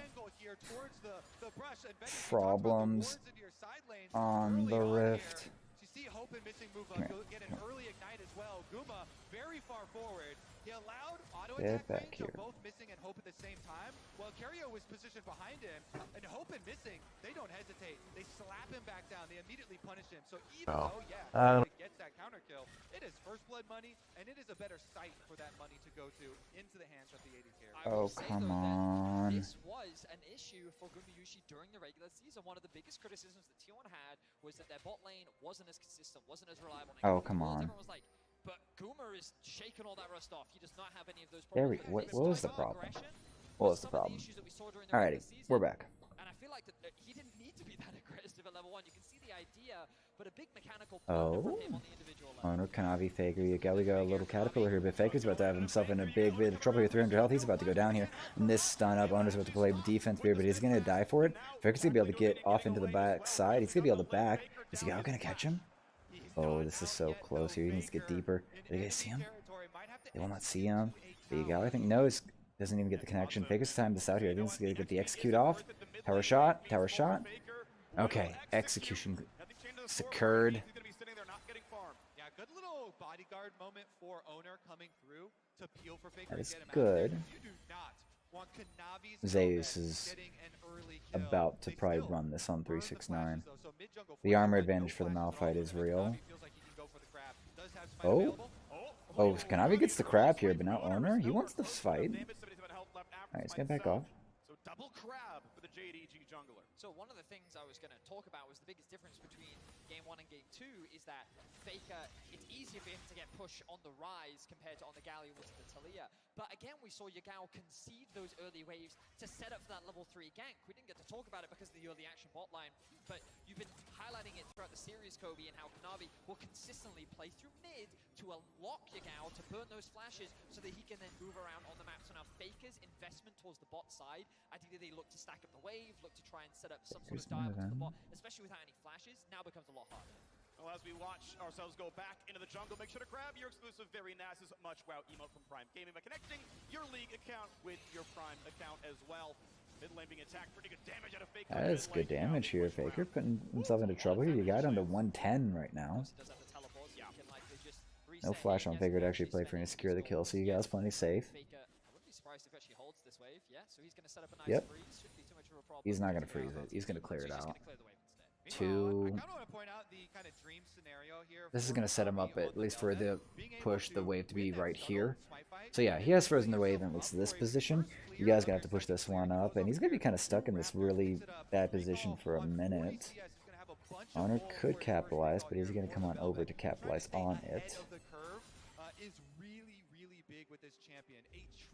Teleport first after 369. Zeus can just walk this one back, but he's probably going to teleport back to keep the pressure up.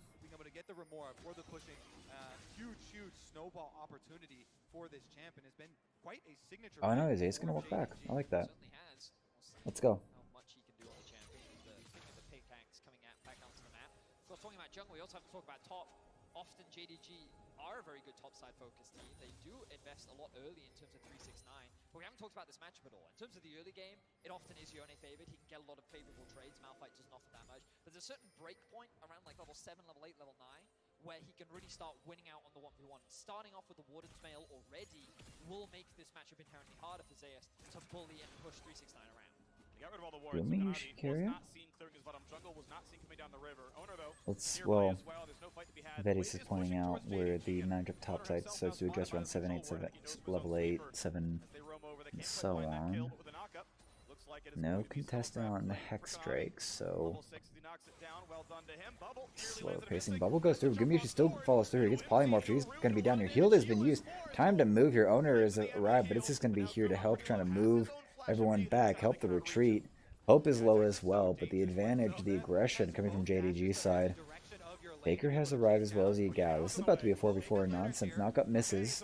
Now we're trying to get himself away. So this is going to be just a pure denial situation. Yagao was was spotted, which And meant JDG can get themselves exited stage left. Konavi's gonna get the Drake for this. Ward's gonna spot it, but I think T1's gonna give up first Drake again here. JDG will convert this pressure bot into a drag. That's first blood and first Drake over to JDG.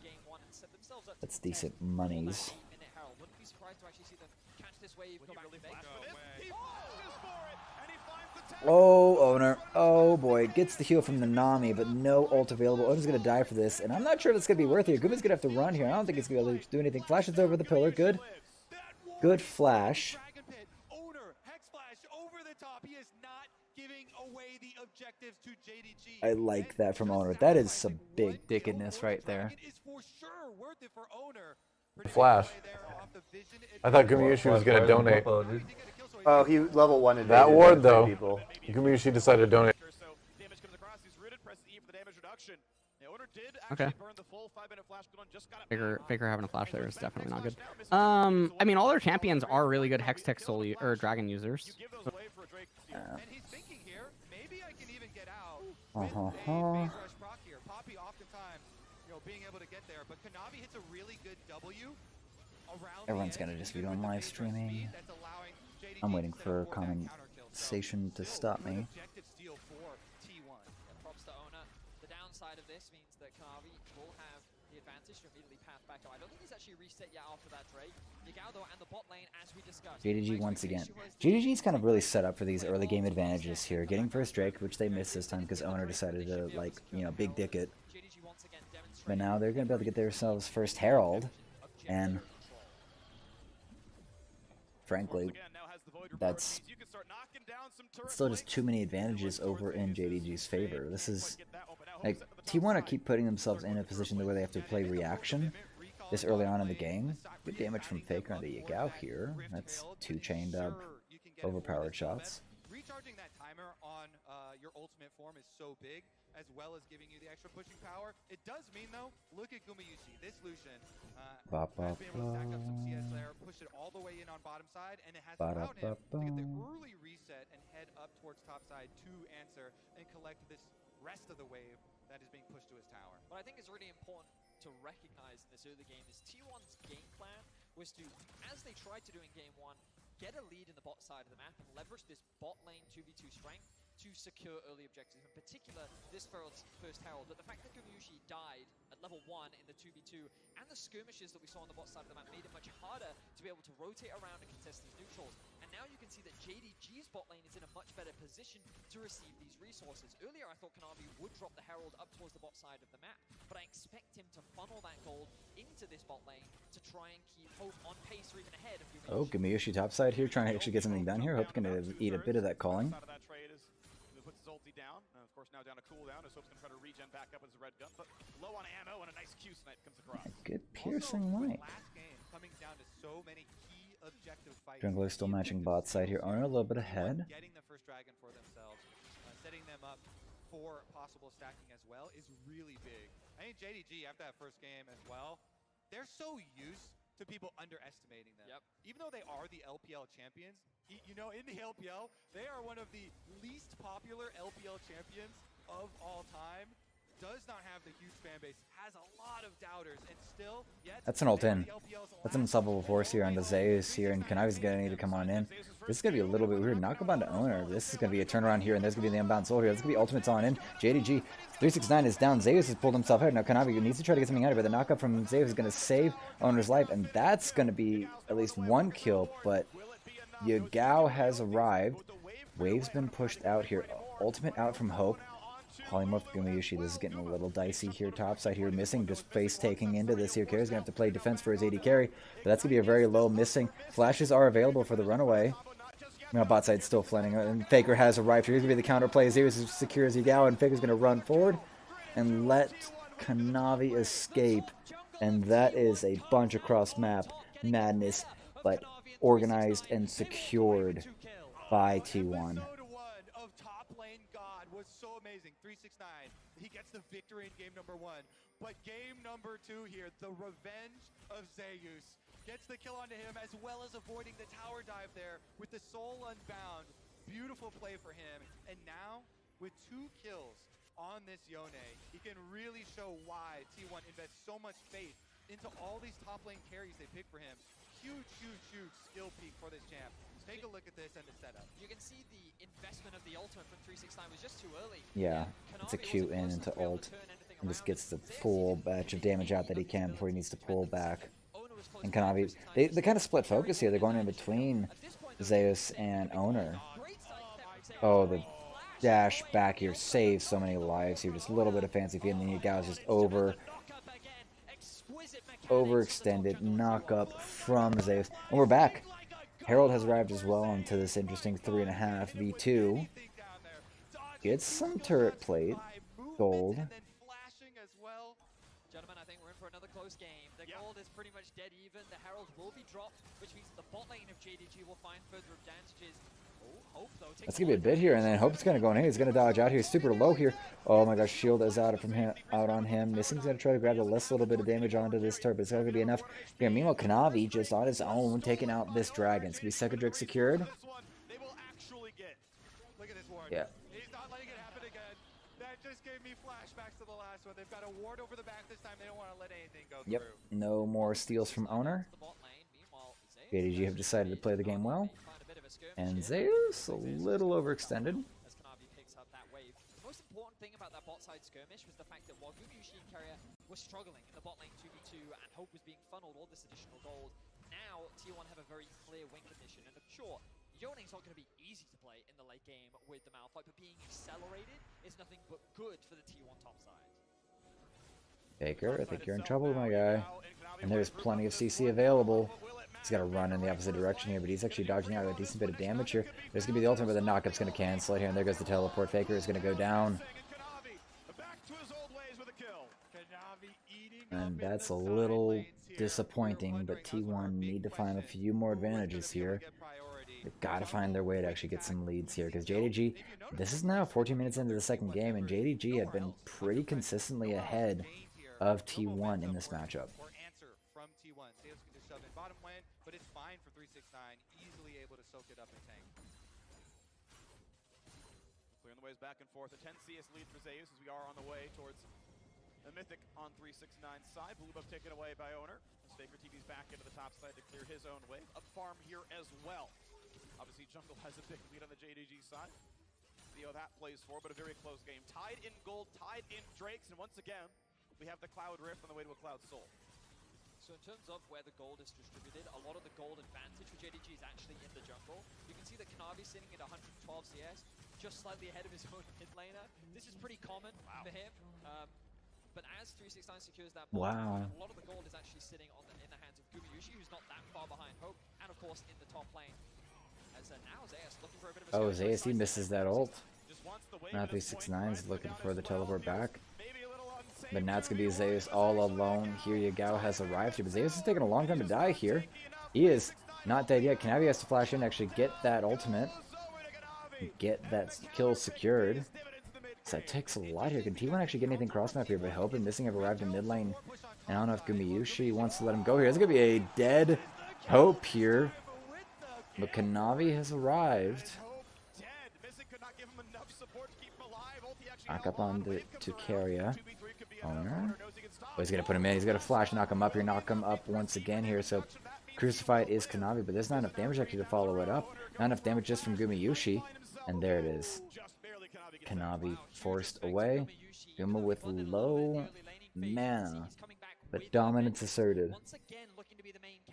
Baker, I think you're about to get caught out again, my guy. Here slowed up here. No ultimate from C69, but no, they're going to be able to get themselves away. Yeah, no CC other than the polymorph from Missing available. And I don't think you want to deny that polymorph until the teleport if that Rise can 1v2 you guys. It's not clear that a Squishy Lilia or an armor-built Malphite would have a chance. So Faker gets to walk away. I think we're about to see the moment that JDG has been waiting for. When they have the teleport ready for 369 and be able to get him into one of these team fights off a teleport ward, and boom, Malphite ultimate. He's been soaking up pressure this whole game, waiting for the big moment where he gets to win the team fight for his team. And T1, can they stop it. They must sweep through and clear out this vision so that they don't get surprised. Faker coming to join the rest of the team here on the rise. He's got Realm Warp available, so he could go Mid top lane push from and soak it up, JDG. still be within range. We're trying to catch up. That's gonna be Shirelia's used. No pick acquired. Now the back off. JDG gonna try to create a trap. We're gonna be on Cloud Soul once again for map 2 here. Game 2. We talked about last time. So there's a long open lane here, but no wards set up to support it. And really, they're just thinking about trading this bottom side dragon that is going to pull JDG's attention. T1 have set Ow. up this Drake very nicely. Faker getting that deep push as you highlighted, Kobe, along with the mid. Yeah. Oh, that's gonna be a catch over, knock over. Kanavi to be forced to push away. That's a Hex Flash used actually by Owner, I think. Alrighty. Dominance asserted by T1. They have control of River. Malphite sitting bot side. And that's gonna be a deep flank. Oh, that's 2 deep flank teleports here from 369 and Yagao. T1 might be a little bit surrounded here. Zeus is backing himself off. He's only over Tri-Brush. And that's gonna reassert dominance over the River for JDG. Yagao's gonna get himself over into the Dragon Pit, and now the Dragon's gonna get started up by JDG. It's gonna be the second Drake here. T1, do they want to look for a fight here? Owner? No easy flash in, just the Hex Flash available. But he's gonna push out, he's gonna get them a little bit more purchase. Yagao's used his ultimate, and that's not gonna do it here. Faker's backed off to mid lane. I don't think they're actually bothering with this here. Calling from Gumayushi, that's gonna be a 2 knockup here. Faker's over in mid lane. This is such a disconnected situation here. Yagao's gonna go over, trying to get Gumayushi, but Gumayushi on a sliver of health is gonna be able to run away here. Drake secured by Kanavi, but this is so disconnected. Like, why is Faker over clearing mid lane before they even engage here? Malphite is given free reign to find a knockup, find an opportunity.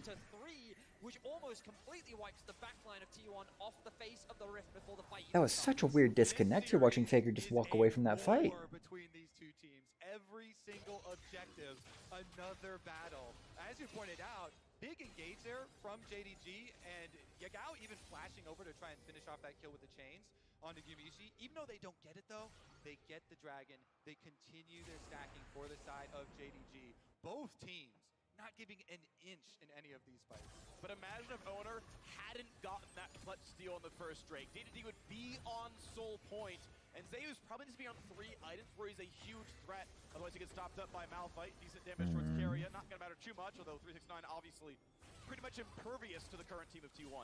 And we're about to see this mid-game. This is why we got so excited for this Malphite pick. It's not for the lane phase. Correct, yeah. It is for these mid-game fights here. And 369 is a monster now with both Crossfire and attack speed, AoE Yeah, good point out by Kobe. of that Frozen Heart and the Fist Gauntlet. Plenty of tankiness on his side, and there's no armor pin other than just a flat armor pin from the Serrated Dirk onto Guma. So he's going to be a proper tanker from 369. Big wave. Going to push away JDG. Can they actually isolate? Double knock up here on to the back line, but he's actually going to go down here. 369 is dead here in the back line. T1 is still safe. Knock up over onto Zeus, but he is not going to be able to get jumped on here. Now JDG on the back foot. They need to kind of run away. Yagao isolated, and here comes the calling across here. And Gumi is going to actually knock it and spread it, and Gumi has overstepped it. The knock up and the damage has been secured. Now it's just Faker for the big damage here. Owner backing away with his ultimate. And I don't like the odds for this for T1 now that Guma is down here. Hope 1.5 items on this Aphelios, but I still don't put it past him to be able to carry at this stage of the game. The furthest one forward on the T1 team, Vedius. My goodness. It is going to be all on Faker to put out any more damage, but it looks like we're going to neutralize. Topside push from Yagao. Probably going to be able to actually get a... Yep, Faker's going to meet him. Catch that wave. Yeah. 369 finds a good opportunity, but there's nothing on the side of JDG to follow this one up here. The wave pushes everyone back here, and the moment he sees Gumayushi and Carry, he's close to dying, gets the knockup, but everyone arrives just in time to watch Gumayushi and Carry fall away. And it's not like there's not a lot of vision in this area. Gumayushi reads that blind. But all this damage, the knockup from Kanavi is beautiful, and that actually neutralizes the entire advantage that T1 were working with.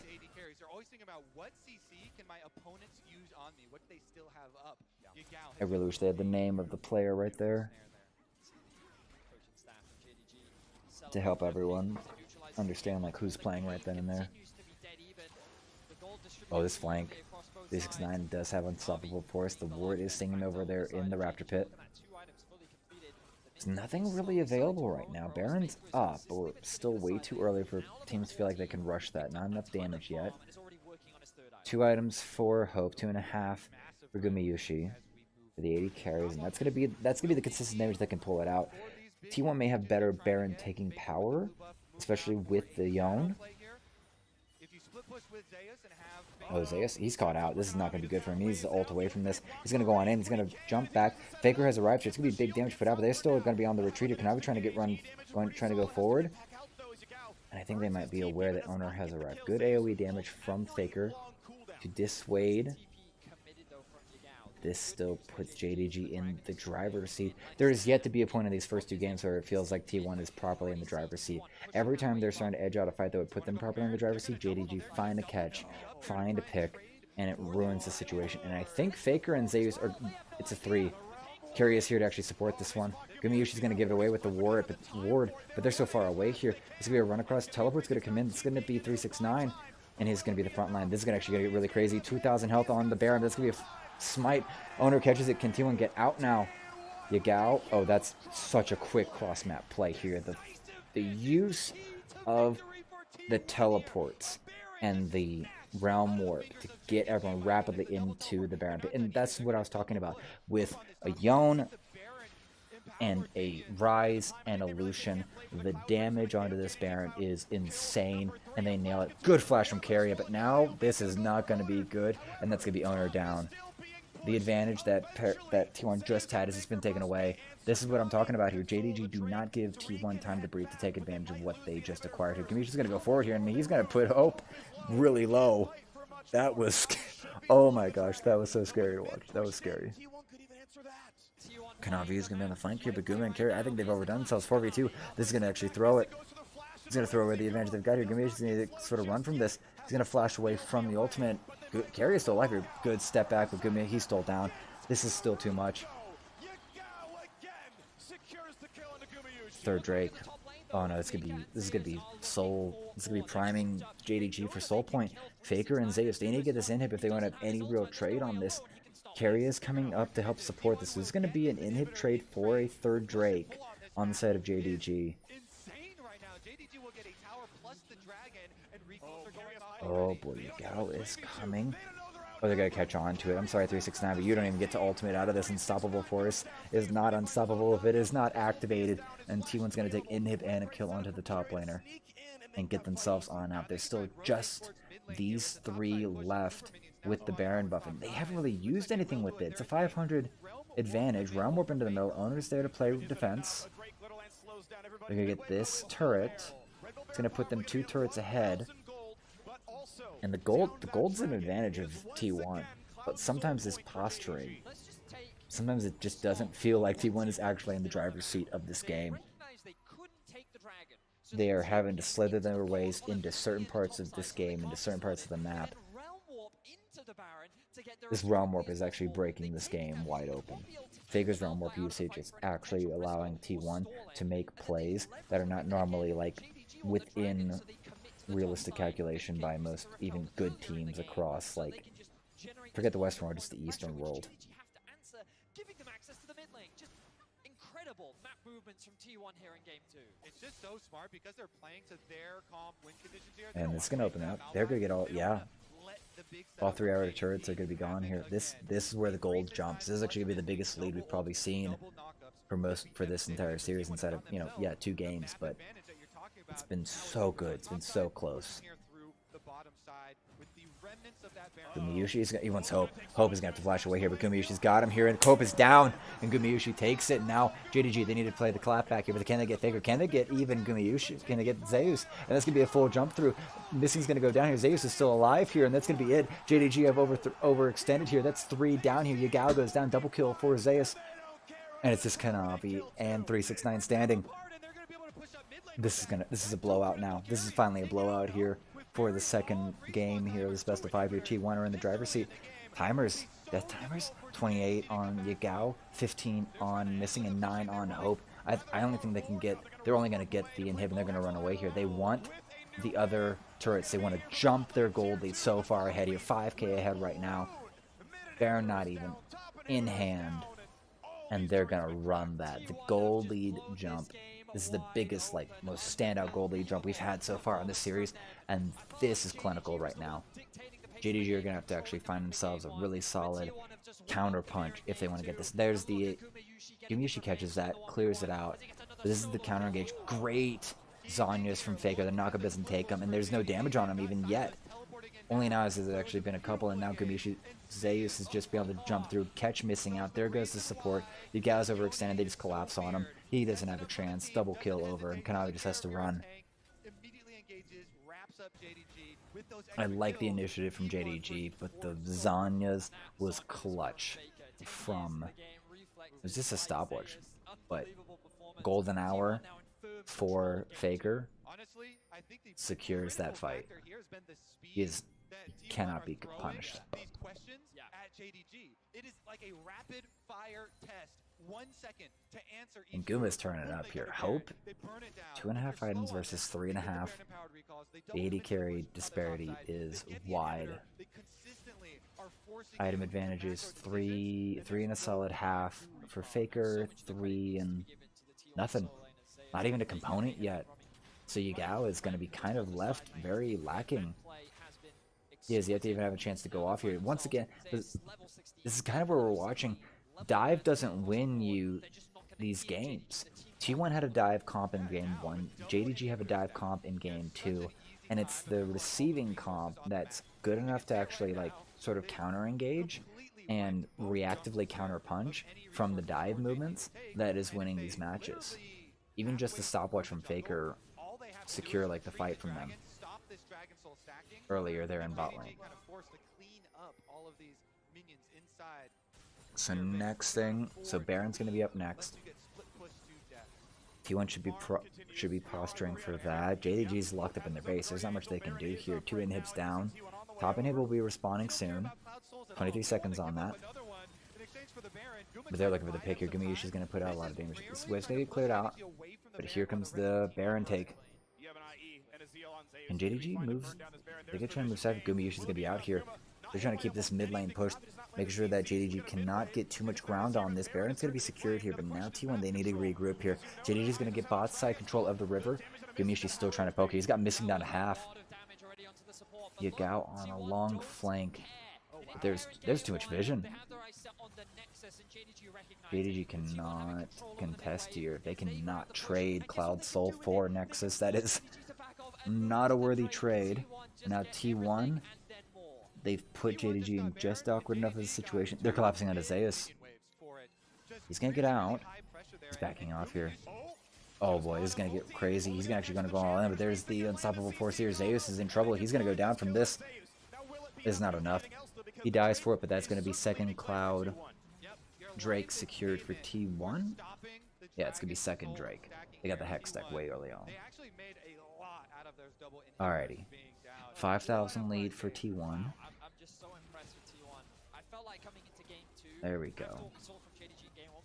Alrighty.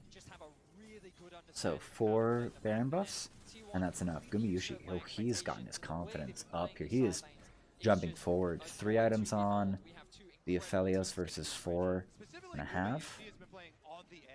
Gumi is ready to push this. He is ready to find a pick and secure this win. We are looking like we are in the store here for a 5-game series, and I am all for it. Area? Oh boy, that's a flash. They're trying to engage here. JDG want to catch this on the back here, but that's it. Oh my gosh, this is actually about to be a massacre here. Faker's backed off here. Zanya's Hourglass's knife is good. Teleport back in to try to save this. Vicaria is down here. Gumayusi standing in the brush. Zeus has arrived. JDG overextended. They're in the base here. Faker's in the base here. Kanavi's going to have to play defense. He's going to run warp out for this fight. Bot side here by the dragon. It's getting messy. And here comes Owner leading the charge here. Guma, everyone's still alive here. JDG, I thought they had actually caught T1 out here, but T1 were ready for an Owner is actually too tanky to go down here. Missing's going to die, and that is 2 left here. Hope and Kanavi to hold the base against 4 of T1. And this doesn't look like they've got a chance here. crit cloak acquired is great and all, but I don't think Hope has the damage necessary to pull this one. He's going to try to get himself here. Red and blue guns is playing for AoE, and it's going to be pretty good. Oh, that's going to be huge. Here, Zeus goes down here. Hope actually might be the Hope JDG need. And the inhibitors are back up here. We're about to have a deft relapse. And it's going to push them back here. Hope's actually going to be able to push back T1. JDG have held? JDG has held. And now T1 need to recollect here. 6,000 gold lead, but the scaling on the side of JDG is stalling T1 from holding this one out here. And Hope, he's 3 items in. Just because you have item advantage doesn't mean that the other ADC is not activated to do impactful damage. This got so crazy here. Carrier buys so much time here, going in and out of the brush. Diet just providing so much time and space. Yaguma staying safe. Zeus just comes into front line this, and he wants missing. He wants 1v2, and the damage from Zeus is here and real here. Gumi is here to support him, and this bot side jungle is so free. Owner's too tanky. They can't take him down here. Hope is just forced to run away because he knows the damage is coming. He has to stay alive. Faker, he's going to round warp away here, but Hope's going to find him. This is not going to be good here. Too much shielding. Polymorph is going to delay it. Faker's trying to move away. He needs to find something. He's going to get rid of this wave, but Hope is activated. And there's just not enough damage. Oh, he's running on in here. Oh, this is not good. The ult goes away, and that's going to be the engage, and now it's just down to Gumi to actually carry this, but he is way far forward. He's going to dodge it. Yagao's going to go golden. And now here comes the run through, and that's going to be Yagao down and dead here. Owner's going to run. Owner's going to go, but Hope's been put into stasis from his Guardian Angel, and there's no hope here now. JDG are going down here. Game 2 is going in the favor of T1 Kanavi. It's going to take a second, but Gumayushi will secure it. 7-3 and 4 on the Korean 80 carry, and that's game 2 to T1. Let's go.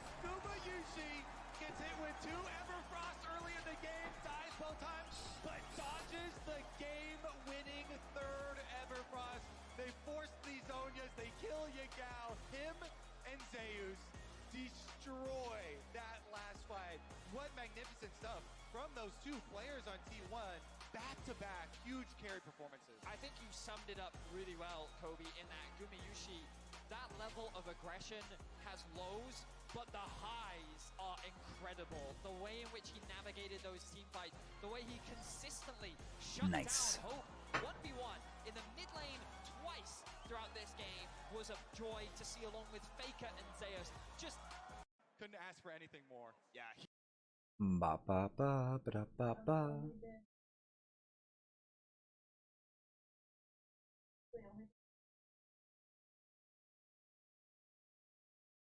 Mom. Mom.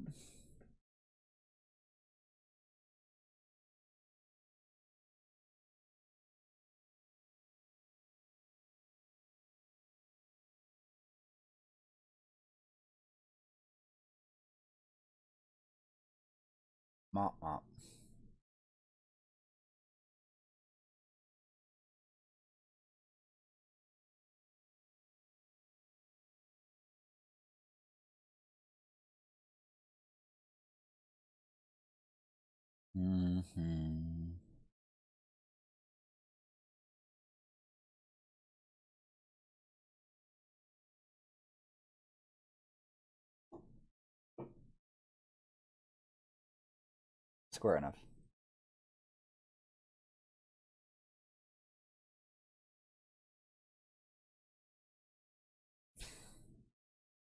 Ba ba ba do ba da da.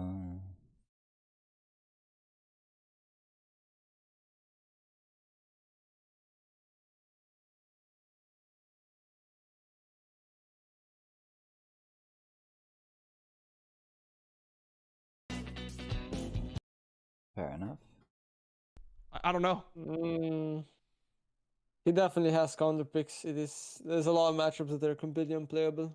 Yep. Yeah. I mean, I had a Yone literally solo kill Renekton in level 1 today, so I don't know. Yeah, okay, man. Like I don't know what the fucking counter picks are.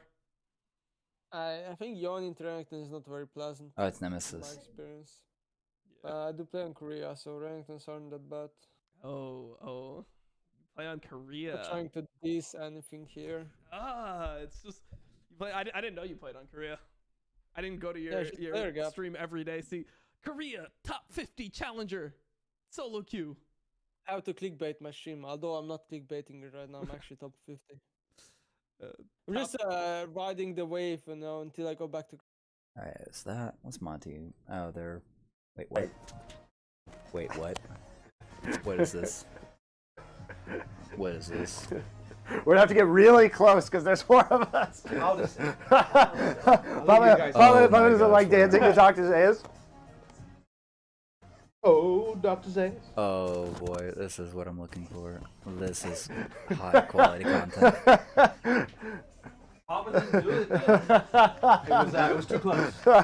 It's never Papa time. So. Course I can.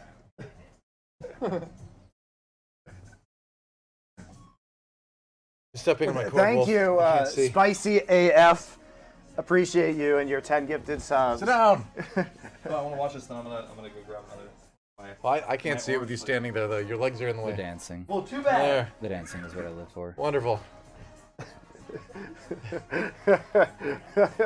Papa cam now? All right, we'll do the Papa breakdown. You ready? There you go. We got it all there. Okay, Papa, what do you think about this next draft? Beautiful, beautiful. Thank you.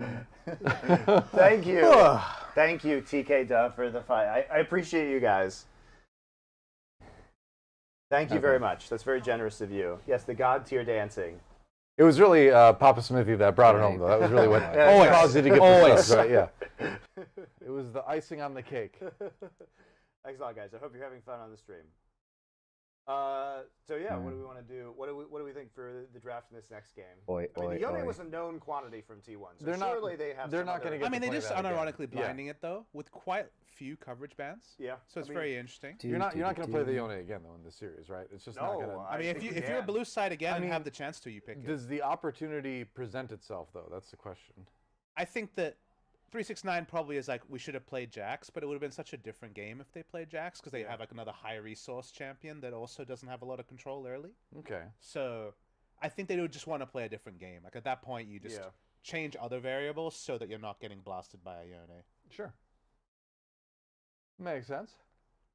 Neighborhood tactics. There we go. I think though that now that T1 has shown kind of 2 variations on a theme of this composition, like everything changes, because the answers that we saw were just insufficient from JDG, and they're obviously just super confident, playing the Lucian Nami into the Aphelios and the Lulu, and they're super confident blinding the Yone. Here's my concern.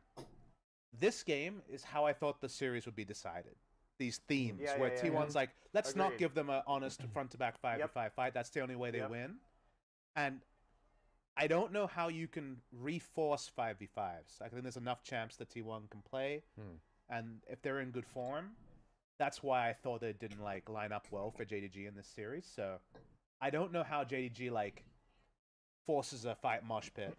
Yeah, sure. Please. I don't think they can, and like this is what I've been saying all of Worlds about T1's composition, is that even when you give them like Yuumi Sivir, they're not playing you in a 5v5, they're playing you to collapse on somebody extremely quickly and use it with a Kali.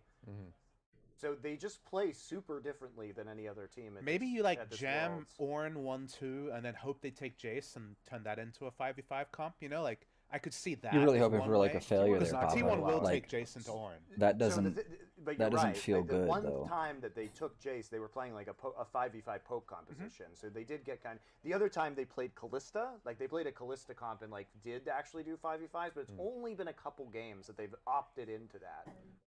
I think if Zayas is playing Jace, that's the best you're going to get for a comp that JDG can like force fights in, that T1 has to like... That can actually be out, because Jace can be ganked. Jace is still powerful if he feeds, as we learned from the game previously, but otherwise, thematically, I think that JDG never gets what they want. So that's my worry for them. JDG on blue, okay. They're already changing the game. Oh yeah, that's actually a big adjustment. That's actually a big adjustment over here. I was saying that the only way I I think Yeah, you agree, JDG chose Wolf, that, blue like, side. this is Missed the it, kind but of game yeah, I them thought choosing the blue series side would look really like, makes a that major T1 would adjustment for this. Basically pick comps that don't 5v5. Because that actually might inverse entirely how this has been going. What is this? Get rid of that. I don't know what that's for. Yeah.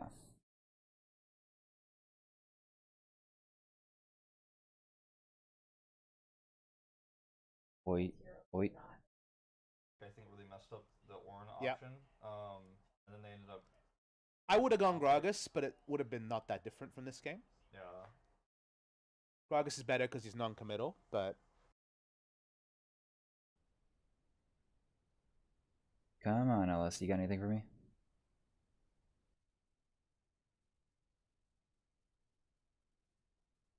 What is he saying?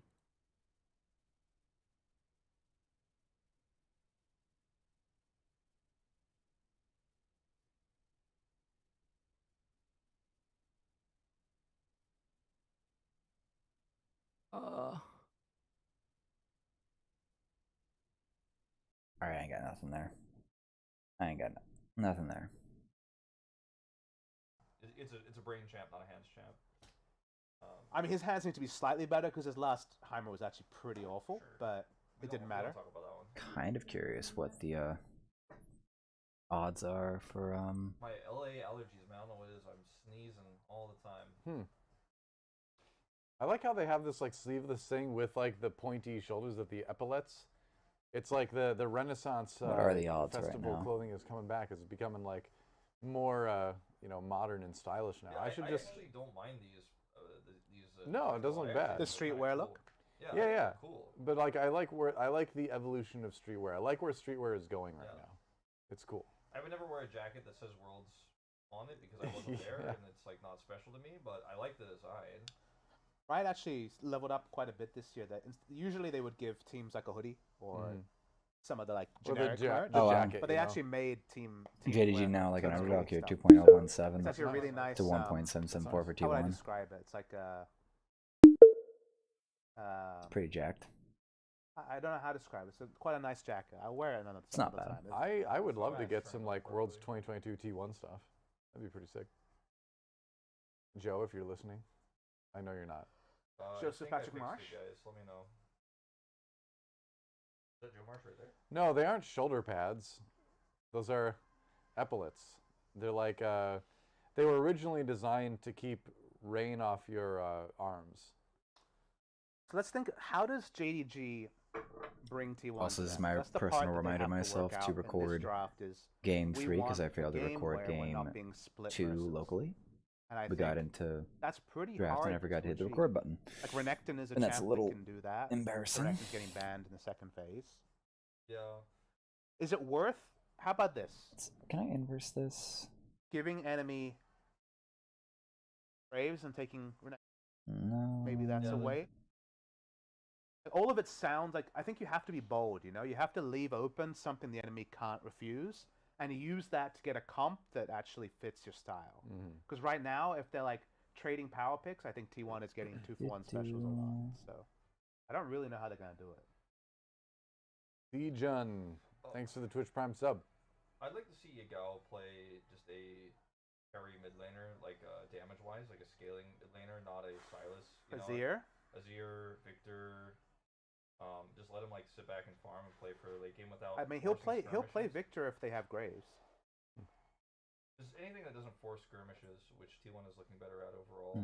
Monty, especially the drafts like question I'm posing is, before we get to draft, how does JDG trade OPs in a way that gets them a comp that they actually can play against T1? So, for example, maybe they should open Graves and go Renekton Italy against it, just because then the game is a bit of a different style. Yeah. I'm not really sure. That's Are they going to be on blue side though? Yeah, they're on blue side this time. So they're not going to be able to open Graves. Yeah, not in the same way. Because T1 will ban Graves.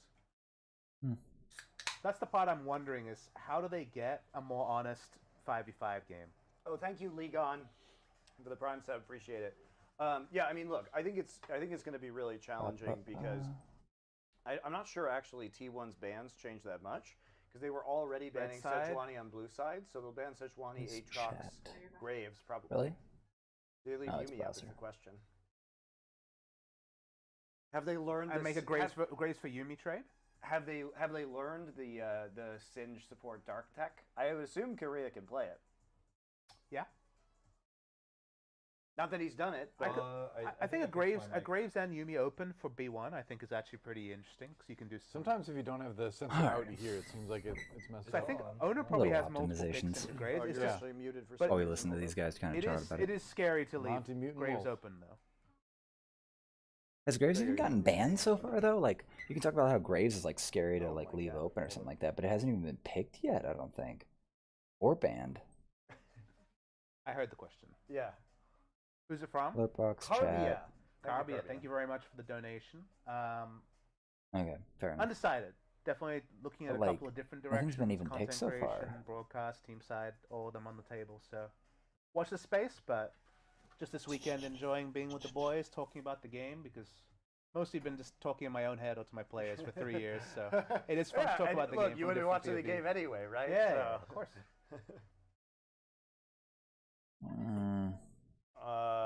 Why does Singed work versus Yumi? Because you ground them and you flip. The grounding part is the big deal. Because you can't reattach. Where's And the runes are pretty like results though? Like Singed used to be a pretty income heavy champ back in the day, but now you can get a lot of tankiness with one item. You can go approach velocity, and suddenly when you W someone, you're super fast. Like, I think the game has changed in a way where you can get away with a lot on low income, and I think just thematically grounding the cat is really powerful. All right, what's going on here? I think it's really cool that Riot has allowed so many support champions so much more versatility through the runes and the changes they've made to the game. Well, the crazy thing is they like kind of made support mid. Like I feel like Come all on. mid laner is Come kind on. of the support role. I wanna now. see these. And the mid laner is kind of just a boring role now. Wow. 1 plus cam. I'm okay with this. I mean, I really like support, so I'm down with it too. Me too. It's just Wow. there was just like that moment Top farm in for 2019, Gumayushi. 2020 where like the boomer supports were all murdered mercilessly by Riot's changes. Like Gorilla went from being one of the best to like I can't play anymore. I think My it's, Tom Kench, please. I think it's really cool just the amount of support champ diversity we have at this Worlds. There's bot lane diversity. We're starting to roll back I in. like Azure Catalyst. I'm a support player who swapped Okay, to mid to play let me more sort champions this. like support, but with farming. That's pretty much mid. Should I play mid now? I like support. I don't know. Then you'll like Do, mid. do, do. Alright. All right, we're about to get into game be 3 fun. here. You get to run around with your jungler. Just play Lissandra and E into lanes. You're like, wow. All right, let's get. We're about to get started. We're about to get started, I think. I want these stats though for like game 2 and game 3 because I don't think it was banned at all. I don't think Graves was actually involved at all so far in this match. So like any mentions about Graves being like a value is like true, like in a flat neutral sense, but it hasn't been a part of this match so far.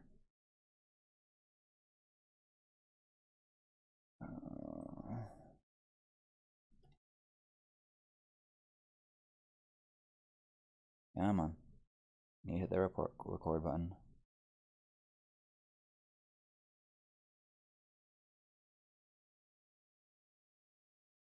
I don't think this is like a good.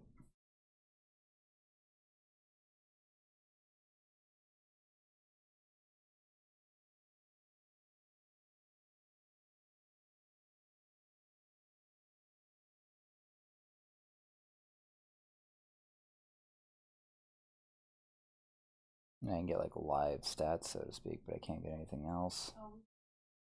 Let me go Wikipedia, Legends.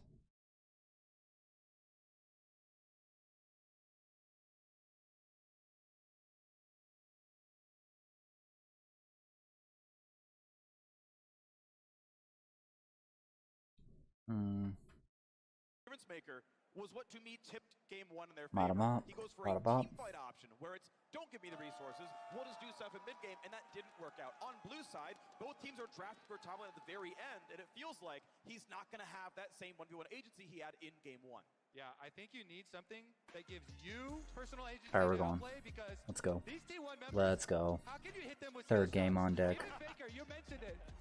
Third game on deck. Caitlyn taking away from Gumayushi as it should be. Match report. That's what I'm looking for. I bet that's gonna help me. Get a little bit out of the way of that. We know that he's a god, both What in is the that? logical sense and the literal sense, right? The man is mechanically incredibly gifted, but to see a blind Yone ban is crazy. What does that Blind mean? Yone, yeah, because Yone was actually taking over. It provided like a very powerful, consistent damage source, and it wasn't. Zeus was like unchecked entirely. Game 1, where are the bans? Graves was banned by JDG in game 1. I think I want game 2. That's what I want. Graves still banned. Okay, so Graves is still perma-banned. Papa Smithy knows what he's talking about. Big surprise. As Kagel said on the desk, the Lucian Nami priority has been working, and my goodness. Yeah, unchecked. Not bothered. The bans are going elsewhere, so T1's bot lane and JDG's bot lane get to do whatever they want. Only the Yuumi gets banned, and the Caitlyn gets banned because Guma's absolutely cracked. So, you know, not much to be said there. Not much to be said. Velius is still good for Hope. Like, there's... If he's not able to get caught, then it's pretty win, but I don't like the Viego on the side of JDG. They had Viego in game 1, didn't they? All the draft bucks go over to the Viego. It is the same 3 champions they picked in game 1. We'll see now what T1 want for themselves in the 3rd pick. Lucian, of course, expected.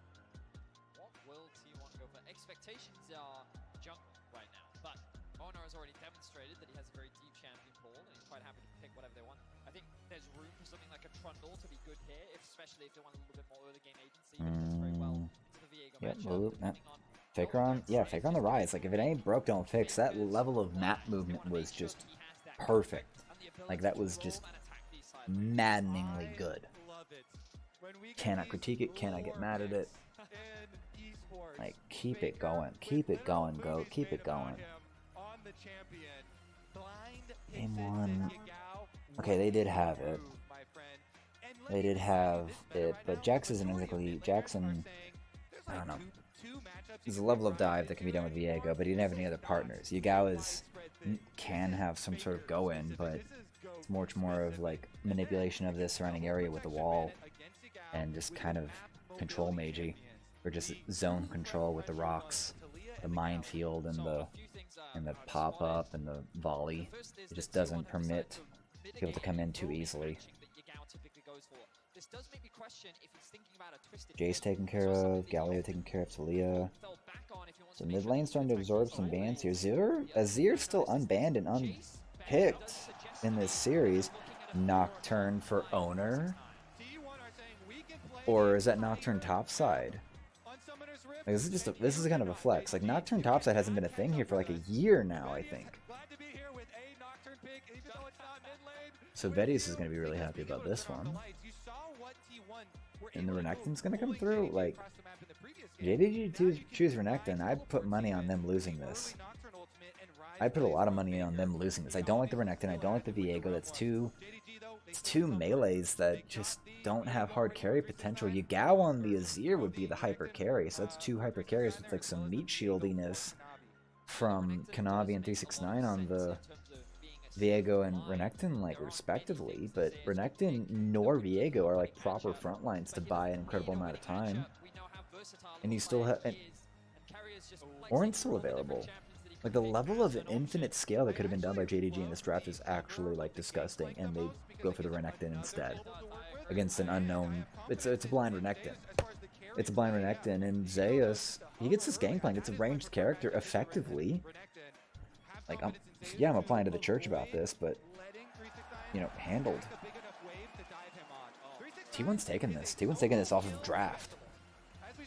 Like, very clearly, very concisely. T1's taking this one off draft. I don't care what anyone says. you do it? Gangplank, if you stack a wave versus him, maybe they could bring Kanavi and go for the kill, but you're going to have to coordinate. The thing that I love about T1's approach to the draft in this series is they recognize, as the world does, that JDG have gotten this far because of their team fighting. Their objective setup, their control around the map is what makes them world class. So T1 said, you know what?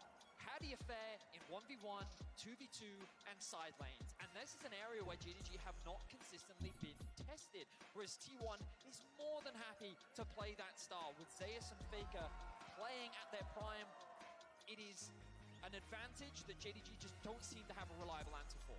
It's globals, globals, globals for T1. Yeah, T1's got too much.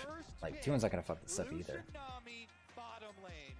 The core of it all. Guma and Keria, top 2 KDA players coming into this series, and they are proving worth the investment.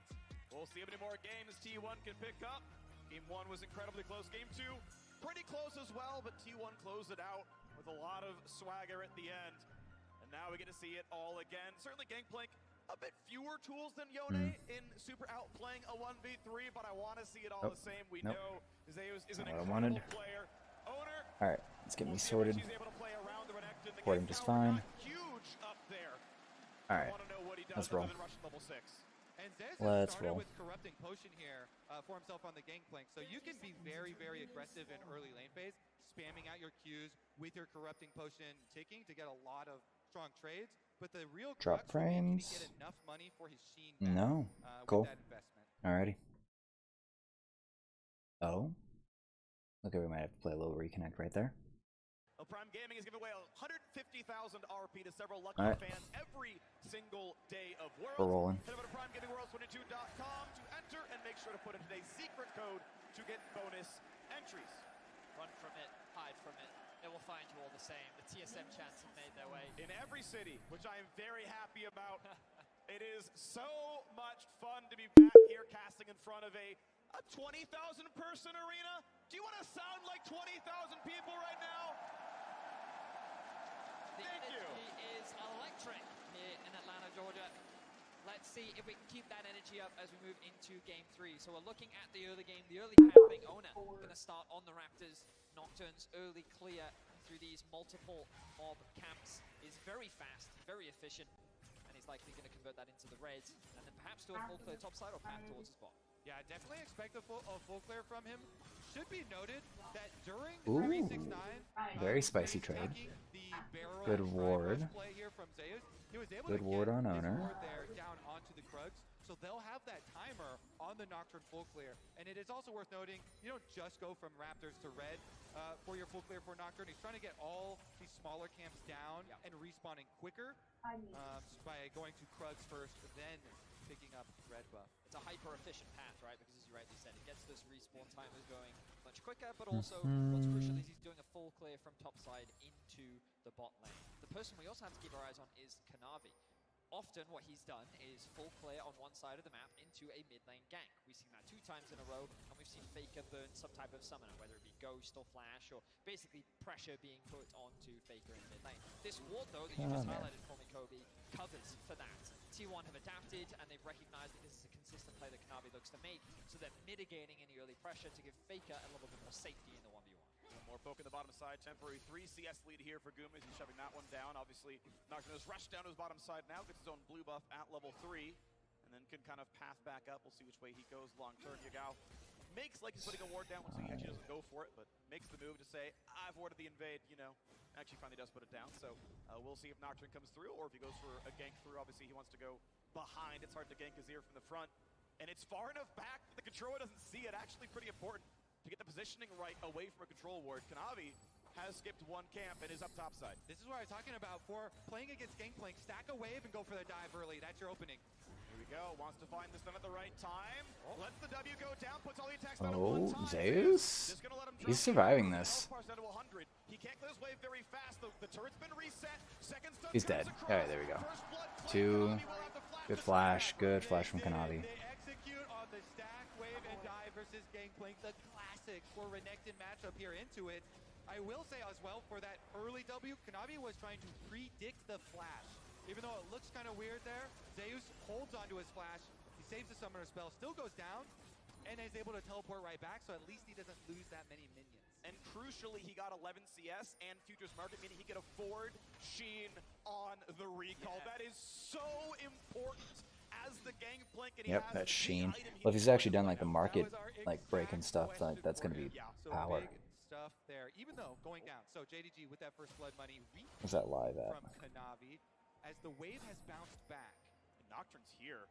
Now Renekton, I mean, it's pickaxe versus Sheen. They're actually both We're going again. Slice and dice out. Here comes Owner, but the counter gank is available. There's gonna be a stun in, and Zeus is gonna be in trouble here, down to 300. It's gonna be get crazy. Owner needs to get something done here. He's got those super speed. Zeus is going down here. It's gonna be traded out here. Kanavi goes down here, but Owner, you should be able to actually have. He's gonna smite one. Oh, 369's got him, and that's gonna be another kill over to the Renekton. That is not a good start. That is not a good start, people. Look at this minion wave. 369, he's so satisfied. Can keep the minion wave. Come on. Zeus is gonna have to walk all the way back. Here it is, Kanavi. Such a big brain counter gank here. And then when Owner and Zeus try and flash forward to finish off the kill on him, they get the answer, and 369 can finish off the second kill as well with all the rage he had stacked up on the Renekton. The initial problem with that play for 369 was that his abilities were on cooldown. Just before that play happened, he invested everything onto getting a short trade against Zeus, which made it awkward. So Kanavi getting that initial exchange onto Zeus was really smart because it just bought 369 that extra bit of time. But it also gave the JDG top jungle an opportunity to get revenge after they got hard outplayed last game. Yeah, 369 has an ulti. What's the stun gonna look like is the question. Nocturne's nearby. Conqueror is stacked up. Oh no, Owner's here. Just kidding. We got our own jungler. The fear lands. Kanavi's gonna get one. And it's time to be afraid. In the bot side, it's Hope extinguishing it from T1. Gets the root. The flash from Faker. Missing. Hit with the bubble. Carrier doesn't. And Faker gonna try to find the rest. Missing Auto gets a single. It's 2 for 2 as Faker cleans it up. Oh my god, more action! Oh! Yes! He missed! He missed the ulti! Zeus sidesteps it and turns one back. 11 kills, 6 minutes into the game. We promised you a bloodbath, and in the arena, both teams are delivering. Inject 5 games of this right into my veins. My goodness, they are so aggressive going for that dive. Kanavi here, right into the face of Zeus, and he stands tall, Q right in front of him, gets the kill, plus gets that minion wave. That was so critical. You know what Kanavi was thinking? He was thinking, if I could kill him here, this Gangplank is out of the game. We're losing another giant stack. I'm still holding. I hope here the T1's gonna actually take this. Just devastating, and yet he pulls it out. Just on what this team can do for like long-term play. They've got this. So 369, he gets level 6 and he's committed to getting this kill. Doesn't quite have the stun up yet. Not sure where that was available. But you're Flash gonna see him use back in? it just No now flash. as the Nocturne spell shield Oh, gets 369's broken so by the low. into the stun. They get it. This is so bloody. This is such a bloody top side. And then go for a commitment onto Zeus. He's so low in the top lane. Oh, the orange heal, and he realizes Kanavi, if he stays underneath that tower, it's going to be a 1-for-1. Oh, bot side fights now. This is a bloody third game. This is a bloody third game. No, not a hard commit. They're stepping a lot of XP here. I don't like this for Hope and missing. Done throughout the series to make sure that they can get this push underneath the tower to either allow him to invade, get deep vision, or to allow the laners to reset and spend that gold. Right now they're contesting that bot side river vision. He will be able to secure that crab. And T1 will just be This Gangplank skin looks a little bit like Broloff. Oh, it's gonna be going in, and oh no, Hope is gone. And here we go. That is not good. Hope is done. Did admirable for like game 1 and a bit of game 2, but this is getting a little. It's getting concerning. Like Hope is becoming an actual concern for this. Is his mental breaking in this game? Plus the Nocturne ultimate just used by Owner will secure not only turret Oi, oi, oi. area, but also the dragon stacking starts now. And I think that was really crucial for T1 because dying in the 2 versus 2 from JDG was not a great position for the Lucian army to be in. We've seen Gumayushi do this before, but he's able to bounce back. Let's get clear out some vision here. Faker's still rotating for this. Oh, this is actually going to get another turret plate. This is good little just posturing around the map here. Faker going to get his bot lane even more of an advantage by this. Zeus needs to back up because Kanavi's moved up top here. A little bit more of this top lane presence. And just getting off the XP, but the same thing Yeah, it's not bad. to the JDG bottom side. Faker goes back to mid to play his own wave. Kanavi's going to take away the Krugs, as you can see. 369 gets his second plate, and the Q's got Stolen. Nice. Little cheeky thing there from Zeus. Keeps himself a little bit relevant. Thing is, this game plank's still going to be able to put out a lot of damage in this game, and the Renekton's going to become more and more invalid as this game goes on. There's not many things to really... Let me see here. Barrel threat. Owner doesn't have much. Faker can root up and just... They can blow up the Renekton. Yeah, Carrier's the one that's got stuff to like peel the Renekton away and try to make him as infinite as he should be. Yagao on this Azir. This is the scariest thing actually. Especially if this game stays even. The limited range on Faker's Rise, while Legendary is going to have a very tall task of getting into range to do anything without getting swept up by Yagao's Azir. Which is quite ironic that the only person that can kill him before 15 minutes is another support. But T1 dead even right now with JDG with a slight gold lead. Faker, oh boy. Nope. Doesn't get it. Not to commit those. They don't know it, but they did not force out the flashes. To very quickly join the fight. Yeah, they're just itching to use this global composition. Gangplank ultimate ready, Nocturne ultimate ready, Faker as well afterwards with the Realm Warp. This is actually really weird here. This comp's actually really weird if you think about it. Oh, big feint. They first had the teleport on Yagao with that Realm Warp, and it doesn't actually... No one takes the delivery. So Yagao actually is going to have to race on back here. All the advantages in the questions that they can pose to JDG. Hey, what will you do if we force on bottom lane? Well, you have to teleport. Now you've got this giant Gonna lose you can't get right back one, maybe one minion. They will take the teleport cooldown advantage and not force the Owner's dive moving there. on up. Teleport in. Triforce already completed for Zeus. Alright, here comes the turn on. We're going in. Ult's available for 369. Flash going to be used. He's going to actually use the ultimate. Here comes the Cannon Barrage. The Zeus can't even get in range for that damage. But this is good. I don't think they're actually worried about the kill. Teleport available. Navi has arrived. Owner's available. Are they gonna push through this? This feels more like a posturing thing at this point. I don't like it. Zeus trying to actually bait himself in here. Owner's gonna step on in. Kanavi is low. He is really low. This damage exchange is not fair right now. Herald is not up yet, but Zeus and Owner, they own this top side now. Teleport's gonna come in from 369 to catch this wave exchange. But this means Zeus is gonna be able to back and just walk back out. That's actually what they've accomplished here. He can back, he can walk back out. Lane state's okay. Yeah, he's 30 CS down, but the gold from Gangplank passive and just time is going to ruin 369's Renekton, and he's kind of neutralized himself with this pick. Unless he gets like some crazy flanks later on in the mid and late game. Here's the Herald. Alrighty, so this is gonna be Zeus arrives in time. This turret's going down. Owner's here to shadow. This is really preventing what Owner wants to do, because Owner wants to be really hard farming on this Nocturne. Aggressive homeland. They're the kings of coming back. So that keeps it exciting here. We'll see if they're able to fight their way out of it this time. Well, the money of the turret does go to 369. Gorge Rinker now done.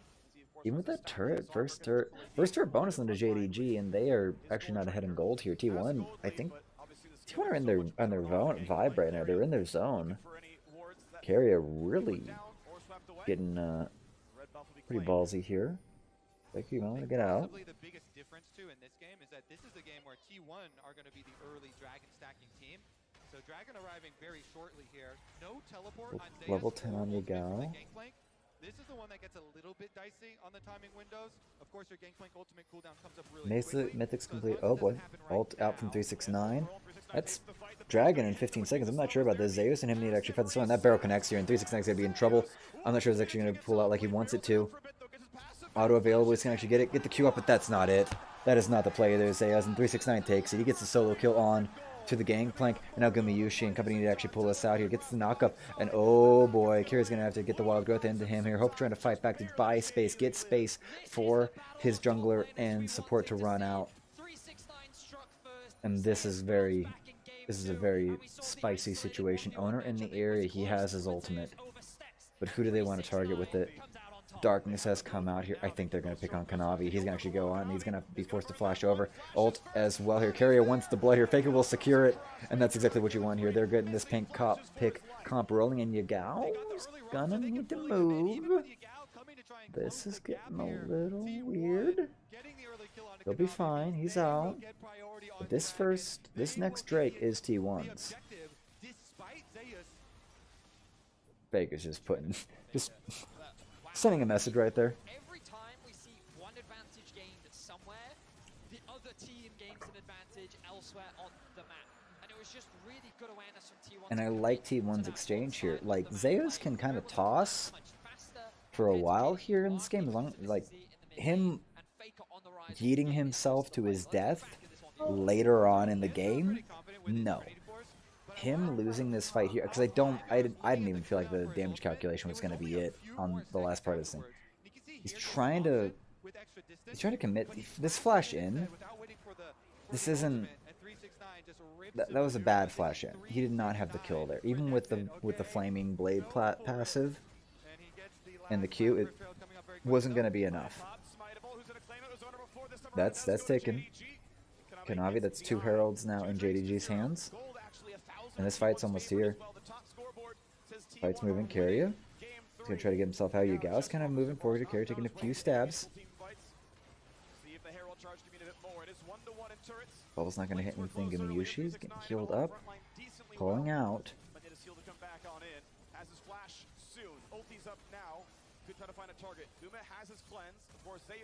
Has oranges, everyone else is the target. So the awkward thing for T1 right now is their waves aren't in a great spot. If you look top, you can see that with no tower, Zeus' wave will fall. This is weird. Oh boy, I don't like this. Oh no, there we go.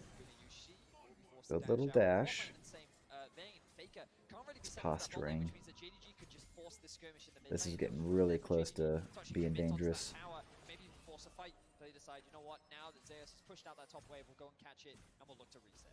Yeah, T1 looked to get some breathing room. They sent Faker down to bottom side to the only lane where they had already taken the outer tower. So Faker trying to push on bottom, get the minions up to the secondary tower, while the rest of the 4 squad here puts pressure on mid. The waves have cleared away.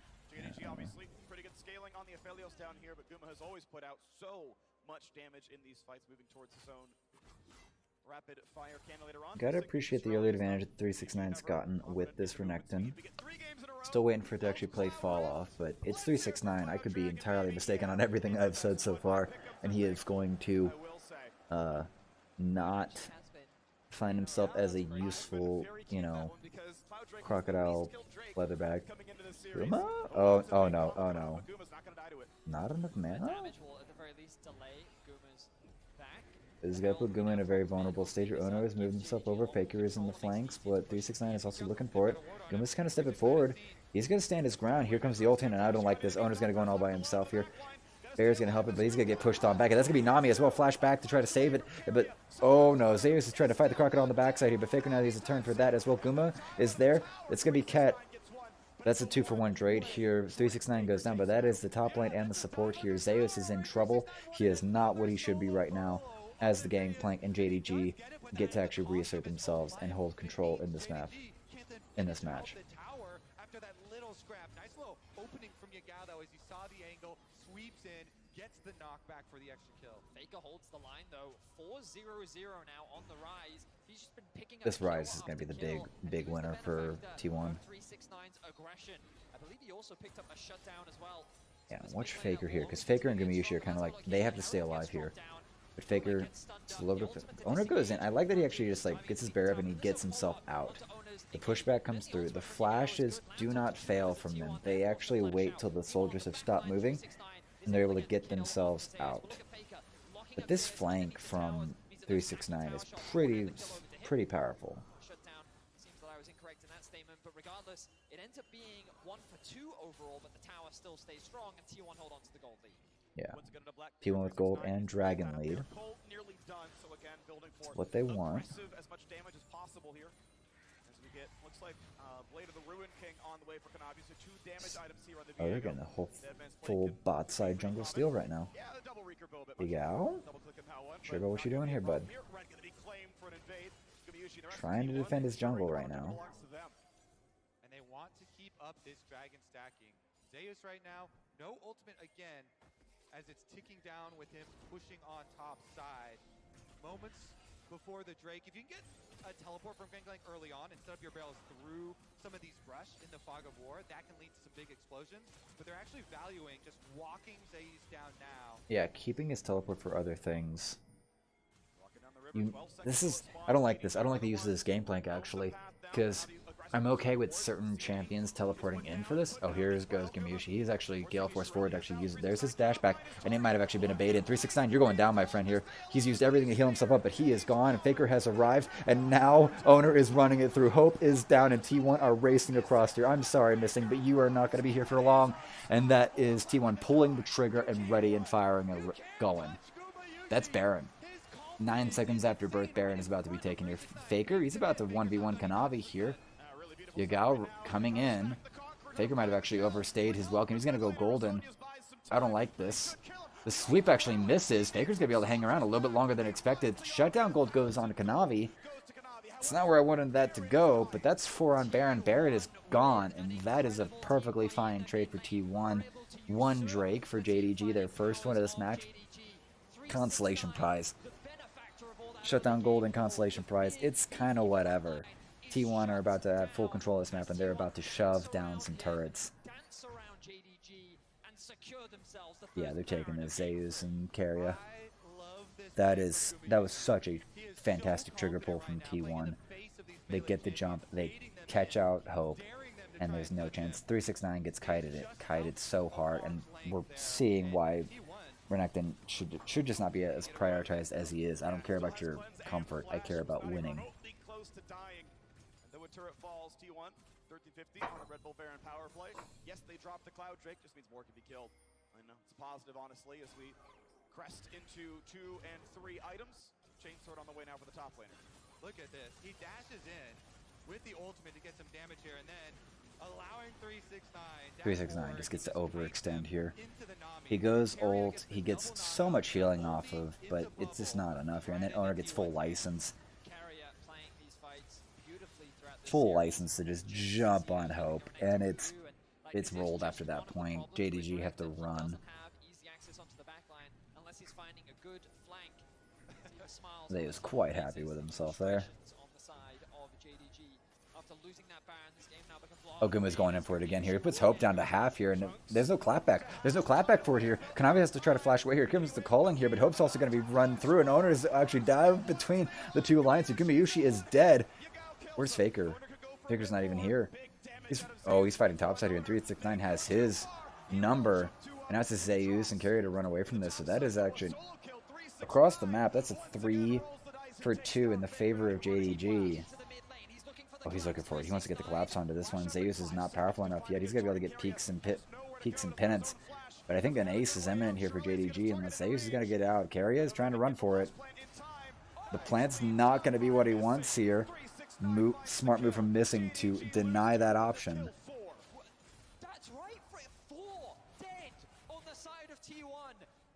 That Baron's denied.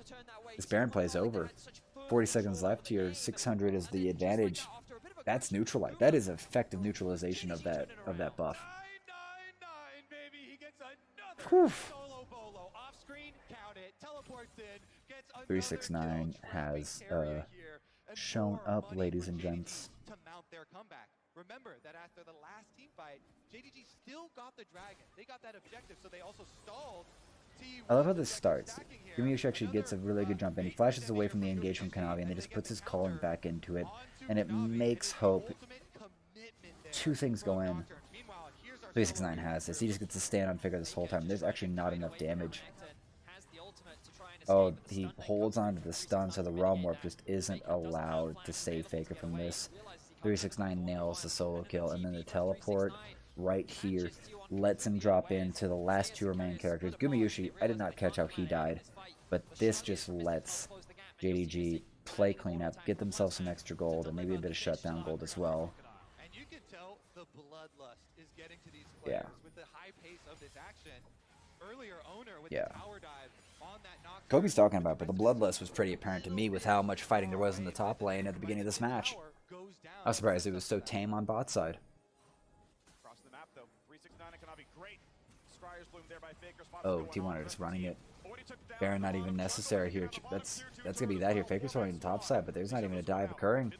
Yeah, there's the gangplank advantage. He gets to clear out the wave. Defends it, and JDG, they've dropped the ball entirely here. They're backing now, but they're gonna lose an inhib. T1 don't even need the Baron. They can lose a whole team fight here, lose 4 members, and they're just gonna run through, take 2 turrets and an inhib. JDG just not paying attention, not ready for this, not aware for this. Wave comes through, no pick. And it looks like 369 is going to get this turret. It's gonna cost him half his health. He'll be fine. Can Evan gonna face tank this? I'm sorry, he's dead. He's gone. You can't face tank that. You can't do that. Not with the bubble. Not with everything that T1 have to pick you out here. Now Faker, he's just trying to deny 369 from getting anywhere. And I don't know if the health advantage is going to be enough here. It's going to be brought half to half here, but Faker's going to get the start off, and that's what you need. And he's got it here. He is 1 health. He is 1, and Faker pulls out the 1v1 here. The downfall of 369 will occur here. Hope is here to try to secure this, but are they going to see him? Faker has to play Secret Agent. He's in the brush. And he baits him! The 1-2! Oh, that is so good! That is so good! JDG's bot lane is getting smacked. Get wrecked. I love it. Wow. Faker can hear that, by the way. Just so you know. And then he missed the ward into the bush. I guarantee that's coming through the mic. Mac. That is fantastic. That is so fantastic right now. Dragon number 3. 1 away from the soul. T1 have a 4,000 gold lead, a 2 Drake lead, an inhibitor lead, and a Faker lead here in game 3. They'll drop a scuttle. Not nearly as important as having the best player of all time on your roster. JDG will walk the reward on the way over, and out goes Kanavi. All right, now we have to turn our eyes towards this Baron, and now it's going to be a T1 collapse, moving up through the river. Teleport is ready for Yagao, I believe. But look at how T1 are just shepherding JDG into this half of the map. 369 and Kanavi. Yeah, this is exactly the kind of shepherding that needs to occur here. Like, Baron is up. Oh, Faker. Oh, no. Oh, no. Faker's dead. Faker's so dead. Gold has come through. Owner's going to come on in here. That's a lot of damage. That is a lot of damage. Oh, my gosh. Here, Zeus is actually, like, might have brought this one back here. Gumayushi has arrived here, and Zeus is so low here. But now the damage must come through. Hope is still alive. And that's all JDG actually need here. Owner is going to get routed. Yagao. Oh, no. This is getting crazier. Gumayushi needs to pull it out. He gets it. He gets Hope. Carrier. Oh, Carrier's dead. Carrier's eventually dead here. But this might have actually stopped JDG from taking full control of this. The longer Carrier actually baits this one out here, he should not survive this. Yagao should be able to actually dash a few times and catch up with him. Yeah, this is going to allow for the respawns here. This is going to neutralize any advantage that JDG were going to try to get here. Oh, this gutsy mother. He's delaying them. He's delaying them. They cannot reset like they want to here. 369 wants him. Guma's just being annoying right now. This is actually brilliant from the T1 bot lane. They have delayed any real action on the side of JDG, and now all of T1 except for Carrier are alive here, and they can still fight here. Gumayushi still has all that he needs. He doesn't have his Gale Force. He has his Flash. This can still be a proper fight from T1. 4v5, and Renekton and Yagao are still like at half health or less. This is actually neutralized. The Carry is back up.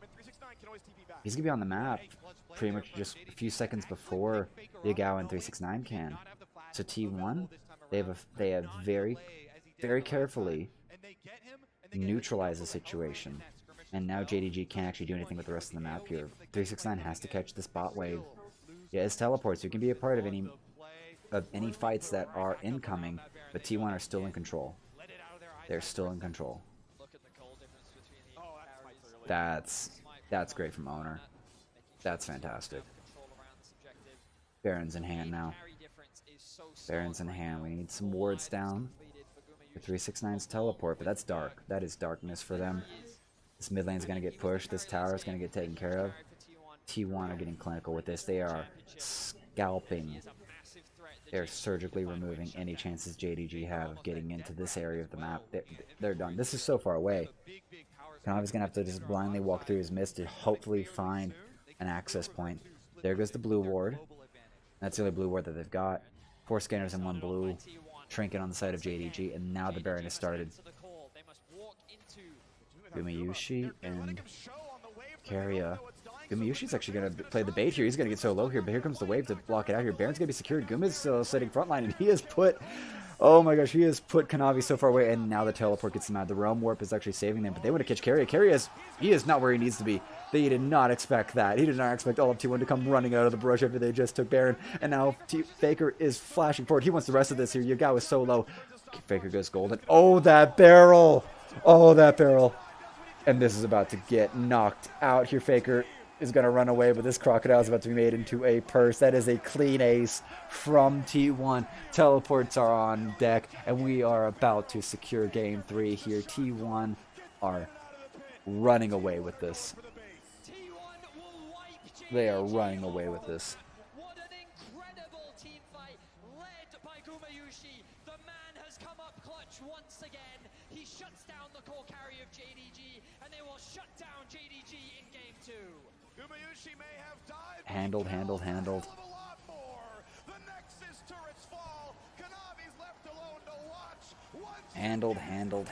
my guy. Nut.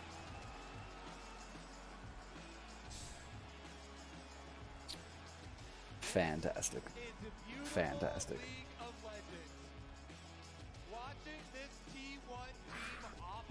They're running them. They're running them now. Like, this is no handle. No handle now. No chance. Knowing that T1 don't have the 80 carry DPS on Baron, allowing the rest of the team to burn it down under cover of Nocturne ultimate. Guma also chunks down Kanavi so low that he goes into the jungle to heal off of Raptors, and then he still wraps around and finds them later.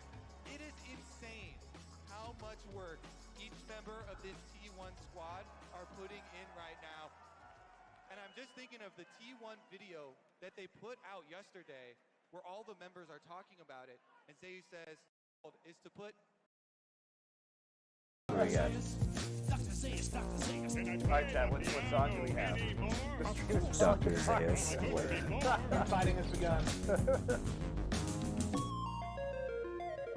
Dr. Zayas, Dr. Zayas. Dr. Zayas, Dr. Zayas. Music is too loud. Dr. Zayas, Dr. Zayas. Oh, Dr. Zayas. Baker is the goat. Sours is just screaming now. Dr. Zayas, Dr. Zayas.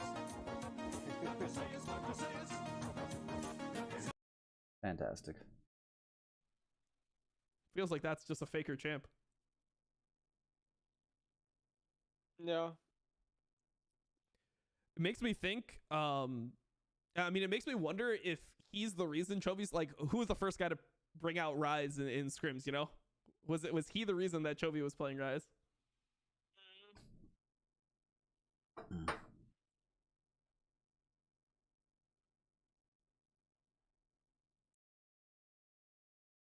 See it right there on Insta. Okay, Joe's gonna run a giveaway right now. The winner of the marbles will end up getting their choice of a shirt from the merch. Joe will do. All right, that's all that. That's fair. That's fine.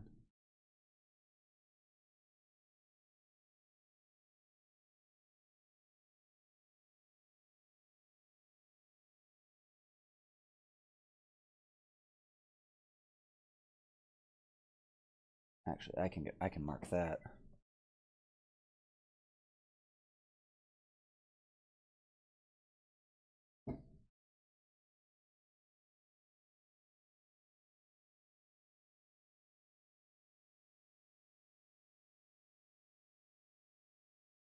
Oh. That was what? What did I throw down on that?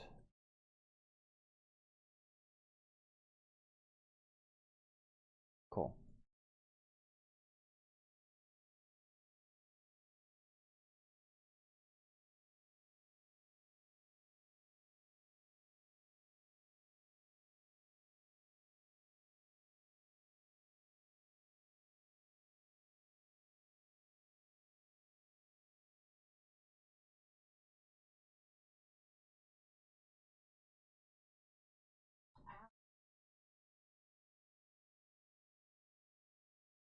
Sweet.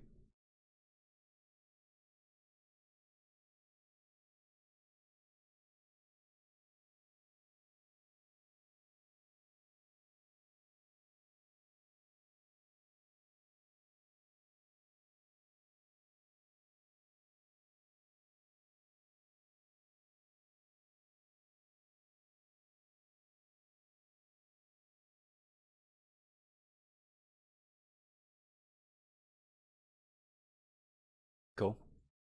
Nice little win there.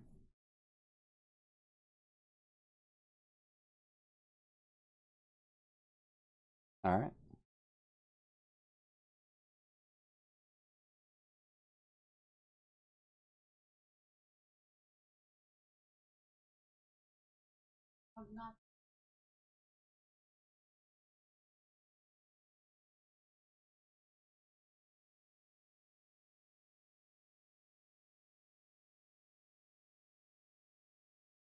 Still have yet to actually like sort what tomorrow's gonna look like.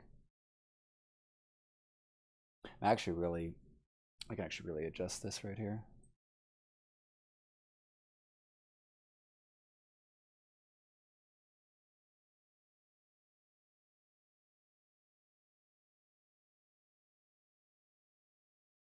Because now I've got a mind to sort out what tomorrow can look like.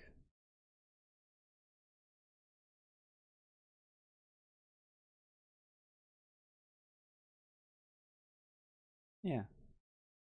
It's blocking out well enough. Yeah. Don't care about LCK, Academy. 1.19? No? Wasn't the odds like 1.18 before for Gen G DRX tomorrow? Yeah. 1.18 for like the whole series. The game odds still the same? Yep. 358, yep. So, nothing's really changed for tomorrow just yet. Alrighty. So does T1 take this next match and put us at a 3-1 win for this LCK on the day?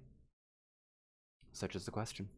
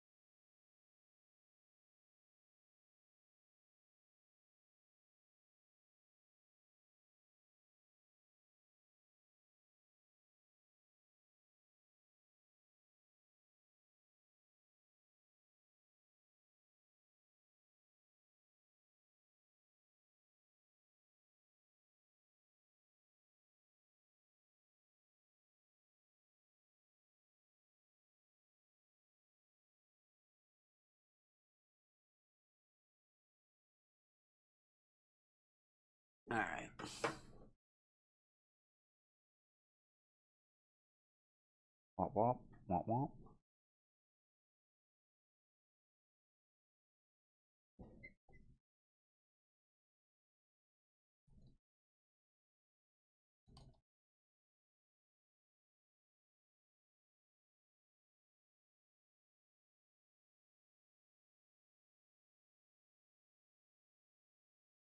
Actually, this is pretty dope right here.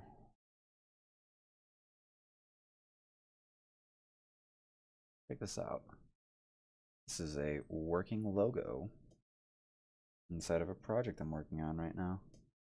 And this looks pretty fucking dope, if I do say so myself on behalf of the guy that made it. So yeah, frickin' dope.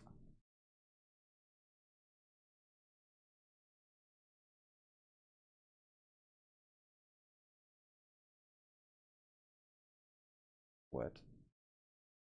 I don't know about that. I don't know about that at all.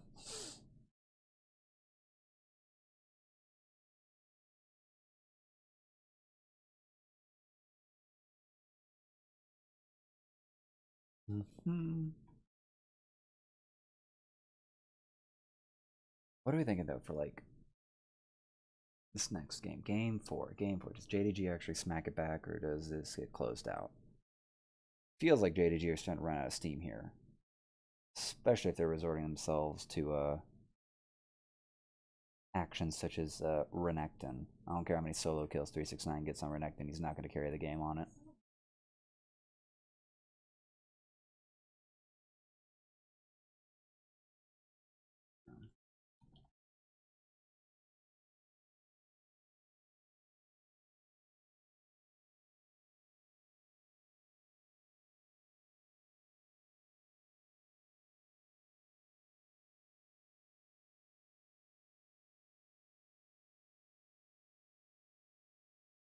Womp womp.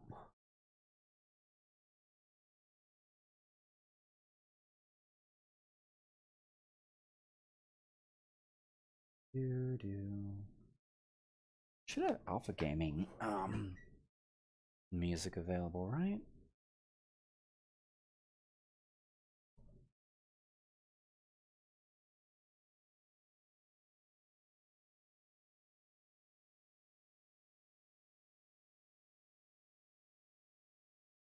Yeah, Senpai Gaming, yeah. Come here, let me look, see what homie's got. Yeah, Mr. Harris. Right. Yeah. We can chill on this for a minute. I'm gonna keep my live up, see if I get any notices. Why do I keep getting this nonsense?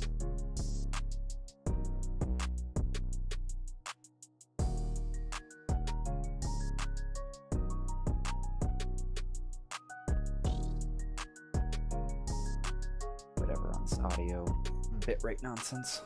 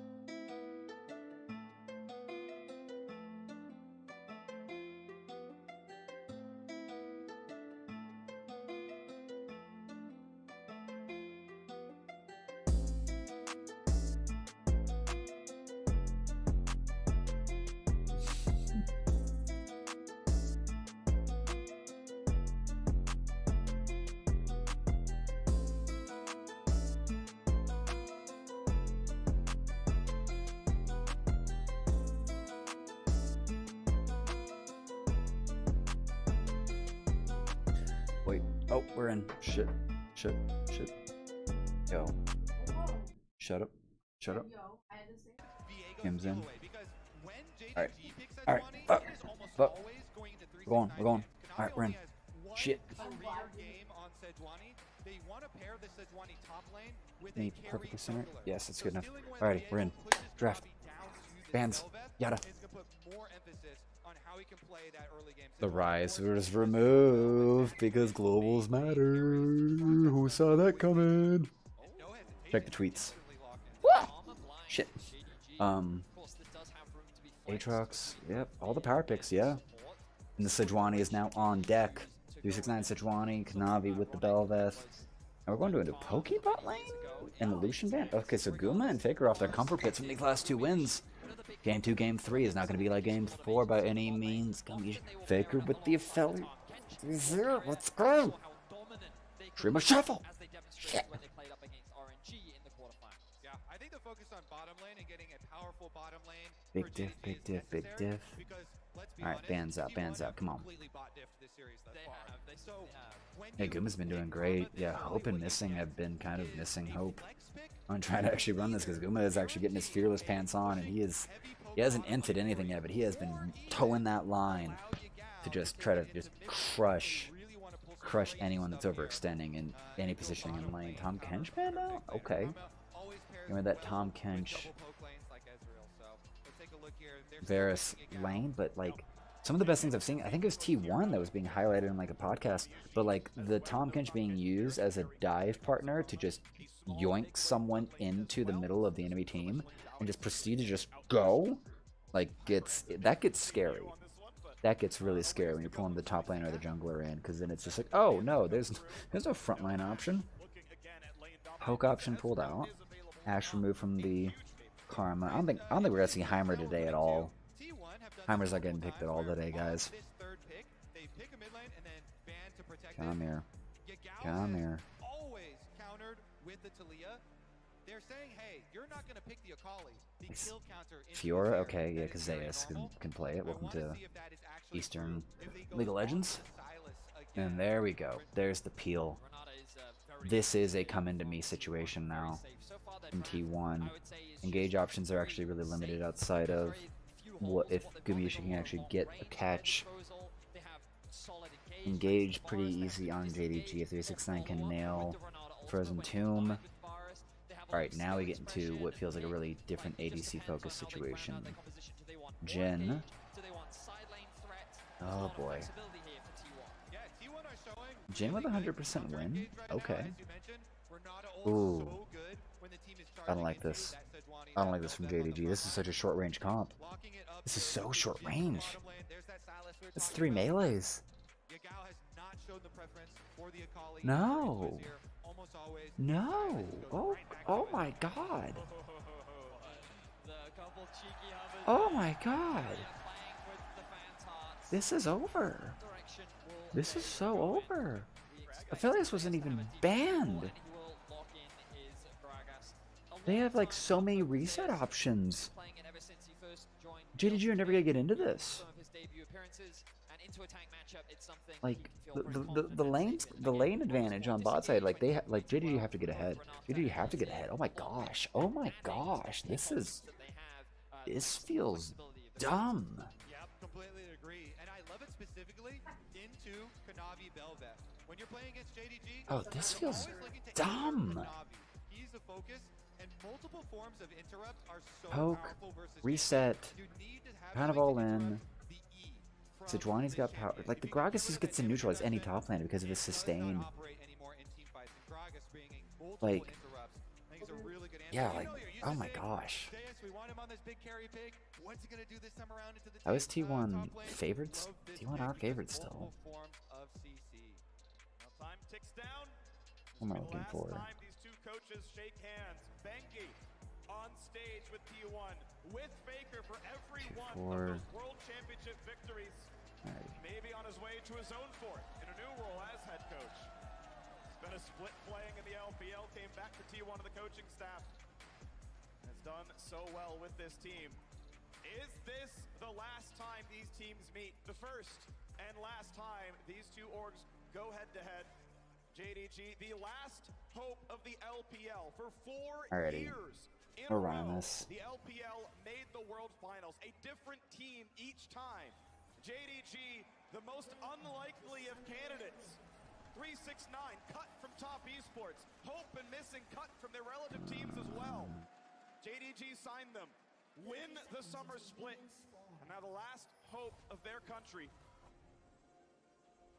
Need to win 2 in a row. Let's see if they can usurp T1. Right now leading the series. They're looking to get early information on the bot side of the map. Making sure that the bot lane 2 versus 2 has a little bit more control. We've been seeing Guma and Carrier be hyper-aggressive in the bot lane 2 versus 2. Sometimes to a fault. Like, just by draft. $5 on T1 taking this just on draft alone. Like, this is so free. I just don't see T1 really fucking this up. I just don't. Guma doesn't have mobility like he did before.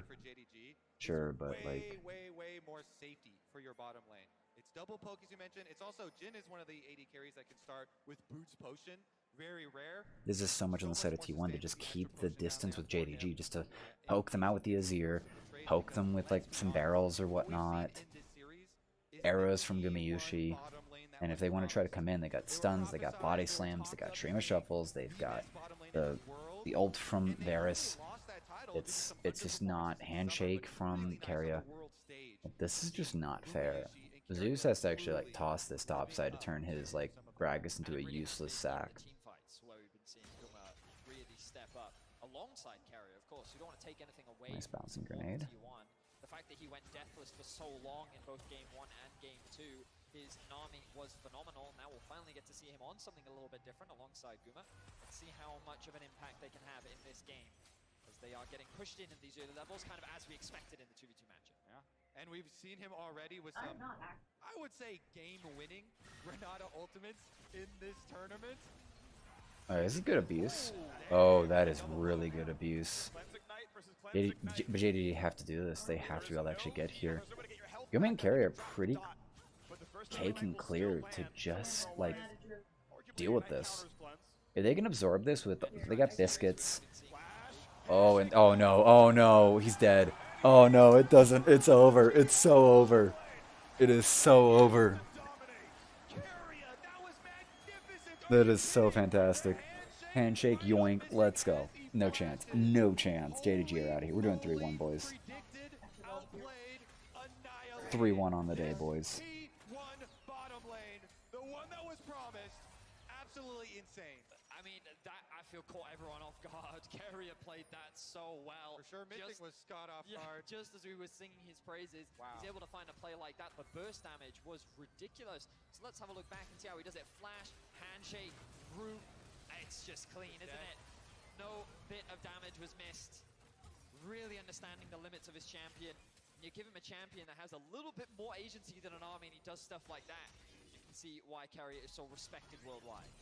Finds a knock, decent damage. Under the turret, a bit much. Takes a shot, but it does put damage in toward Faker. Kanavi always happy to share a bit of XP with a laner. Total experience for your team does go up that way, but it will slightly delay Yagao's road to 6. Yeah, man. Carrier flashing in for the point-blank handshake, just knowing there's not going to be a response and a return visit now. Owner is down here. Carrier moves in again. Hope has cleanse, Hope has flash. Carrier going to hold on to it. There we go. Gets away from both skill shots at once. Not going to find the poke back either. The awkward thing for JDG's bot lane now is their wave is in a terrible state and their jungler is nowhere near to offer support. T1 know that Kanavi is top as well, and the fact that JDG's bot lane can't get control of the river. Missing has to contest this bush to make sure that the jungler has gone back to base. Now they can actually walk up and contest the wave. That could have been a lot worse for the bot lane of JDG. Playing towards the top side has Cheeky not Zeus. thus far. Owner's arrived. Only problem is that Zeus doesn't have any mana, so it's going to be really weird if this goes into a fight. Be able to catch this wave pretty well. Nice. He's home. He's totally home now. Oh, that's connection. Faker? Dashes out, use the shield.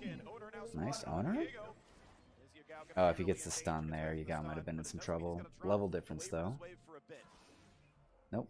Yeah, he's going to chase him off. Yagao had already teleported back, so Faker actually, even though his wave is pushing, he can teleport. He can walk this. Yeah, Faker can walk this and save the telly. He's going to keep it. Alright, whatever. Walk it in there anyways, but Yagao already using his teleport means the extra extra damage there Get from Owner myself is going to somewhere fit, and it should a allow little more Faker intelligent. That monkey's one. trying to abuse the Let's go. ranged matchup here. Let's Pulling go. in on Nagao, poking him under tower as he tries to pick up. Could still make 50% on my money here. This is actually Faker's first Azir game at Worlds. Of course, the man is very familiar with Azir. If JDG can Oh. pick on a nice sidestep from Faker. Oh, he's sidestepped everything there. They're so they're clapped. They're clapped here. You guys not gonna get anything here. Everything. How can you pin down a T1 member when they don't even flash? They have the confidence to juke Everything just in his brain. You went. No chains, no stun, no knock up. Handled. Handled. Means that there's a very easy opportunity to secure this first dragon. Very well played from T1 in the early game, starting to build a small gold lead. I mean, honestly, I would be demoralized going for ganks on this guy and having him just completely juke it out. He holds onto his flash both times. Alright, let's go. Let's go. Let's go. Has him so low under tower. Faker confidence doesn't burn his flash. He walks it out, walks away with 75 HP, continuing to hold on to these cooldowns. And now he's level 6 too, so even has the ultimate to disengage. Let's refocus though. Kanavi on his Belveth pick. Little invade. Nowhere near Honor though. Honor getting crab. Red buff steal. Kanavi getting like peanuts here. Just gotta make this circus palatable. But is there? I do want to point out that Faker has rushed himself Oblivion Orb in the lane. Keep in mind that what he's against is the Jordan Shield and Second Wind. One thing that, for those who've been... Hold on, we gotta play the bottom. Ooh, oh, the handshake flashed here. That's it. Dead. Sorry. Bye, Carrier. JDG might actually, oh boy, JDG might actually pull this one out by sheer grit. Last game, I got a lead. I wasn't able to impact the rest of the map. This time he's saying, I'm level 6, I'm ganking bot, boys. They moved the Silas up to top lane so that he can now rotate over to mid. Kanavi is now here as well. I don't expect him to get the kill onto Faker, but great map movement there from JDG. That caught Tion's bot lane completely off guard. Yeah, very good movement. And now, yeah, actually, yeah, that's great. Viddy's just highlighted it. But that whole move around, just rotation of mid laner and top laner. But that's kind of actually showing what I was talking about in draft here. 369 is the only reliable form of engage on the side of JDG. Like, who else is going to engage here? Yagao on a flank maybe, Kanavi on a flank maybe. Like, if someone can get any sort of pokey, like, missing into hope, just, you know, Mantra Q into, you know, the W from Jin. There's not much else. There's not much else to be done here. And JDG, yeah, JDG is losing this Herald here. This is going to be the first Herald that T1 actually take and keep in this series, I bet. Gets reset, but everyone's kind of here. Everyone's here. It's only Hope trying to make his way over from mid lane because of early prio. Little poke. Okay. Well, okay, I guess no Herald action on in the moment. I don't know if JDG are going to actually get this Herald. Positioning's favoring. Gonna get this mid-wave pushed. What's available? Everyone's level 6 and... Oh no, oh no, oh no, Carrier's not even level 6 here. This is not a fight that they want. This is actually not the fight that they want here. Cast gets damage across the bow, but... Carrier needs level 6 if it's going to be a fight that they want to take. Missing's level 6 doesn't matter. So, like... There it is. Carrier's level 6. That's what you want. That's what you want. That's going to determine this fight here. Now they want it. There's... Oh, Flash is going to catch. Hope's going to cleanse it. Walk away. Here comes the counterplay, but it's not going to be anything here. You guys needs to get something. But the distance that's going to be able to be kept here, it gets secured. Eye gets picked up, and now the fight ensues. Owner actually gets the counter action. He gets the kill back. And now 369 is trying to get into the middle of this, but Kamiushi gets to free flay this, and Faker, he's getting out at like -1 health, and now the run in, but Yagao's going down. He tries to get into the middle of it, but Kamiushi is still alive here. Zeus is still alive, and Zeus is going to try to flash through. Does not get the body slam. Oh, Kamiushi wants it. Oh, they're dead. They're dead. Kamiushi wants this. He has no flash. He cannot catch them like he wants to. Teleport top size is 369. I think he's going hunting. They're going to be fine. But Guma continues to be clean, sidestepping everything, but T1 walk away the victors of the fight as as JDG secure themselves the Herald. Yes, that is the exchange. Fight T1, Herald Eye in possession of JDG. So JDG still flawless, more or less. They missed the one, but having great ownership of the Herald. The T1 doesn't care about it. Faker misses the flip actually, and has to kind of counter this out. Owner goes down. Yeah, Guma's like, I love this. Zeus and Carry are just like blocking around and just keeping Gumayushi safe. You want to try to get to Guma, you have to go through Carrier and Zeus, and Gumayushi gets to just unleash. Oh, that was dirty. Also being burned like a matador, dodging that Gragas. Zeus lived because So lucky for that. popped on body slam. He was dead the fourth shot. Somehow Hope was like, this might not kill. I gotta flash the body slam that could have landed on me. Somehow was right about that one. He lived with a sliver of health. The thing that got me about that fight was in the replay seeing Faker just glide into the backline and he just looked at the AD carry and both ultimates were just in this really awkward position. But T1 get two Drakes here before oh boy. This is still looking so favored. This is so T1 favored now. Like they don't mess these up. They don't goof these. Similar to last game, we find themselves with They control don't over goof these early these. objectives. But how can JDG now use this early Herald to gain an advantage over T1? Run it, run it, run it. Well, right now it's 3 plates left from the top side. Vietnam was given the gold in the previous game on Renekton. Now Still sitting at like 1.59 on odds for T1. Goldie technically in the favor of JDG, but like, what's their late game other than Yagao on Silas? Yagao hasn't even like really had like a massive pop off since maybe game 1. That felt more like Hope because of Aphelios. Because T1's bottom lane is just relentless. Again, this Rift Herald used on top side does get a pretty high value secondary. Oh, bye bye Hope. Missing. A lot of damage. Decent root. Guma? Nope, we're good. There he goes. Oh boy. Oh no. Body block blind. Body block. Oy vey. Well played by T1 to get away unscathed, but you can see the biggest difference between this game and the last two. There's no Faker. Faker on the rise, roaming to bot lane to create this 4-man stack dive. Still much went harder for Hope and Missing to weather the storm. It's 80%. With the Karma, with the additional shields and mobility that they have, it's that much safer compared to what we saw before, which means that they hold on to their tower, and JDG have now accrued an ever so slight gold advantage while not having their AD carry be put behind in the same way. Yeah, this is a much different style of comp from T1 this time around. Tank on the top side for Zeus, scaling team fight carry mage for Faker this time around. Oh, the Oblivion Orb. I don't even need to hear it. LS is having an aneurysm. LS is sad. Super sad. But we've already seen crazy things like Guma flashing forward to go for the Varus initiations as well. And it's only a 200 gold lead between the two AD carries. 200 gold lead, 2 Drakes. Like, the late game on T1 is just not contestable right now. Ranting Faker has really handicapped himself with his build right now. You got a catch here?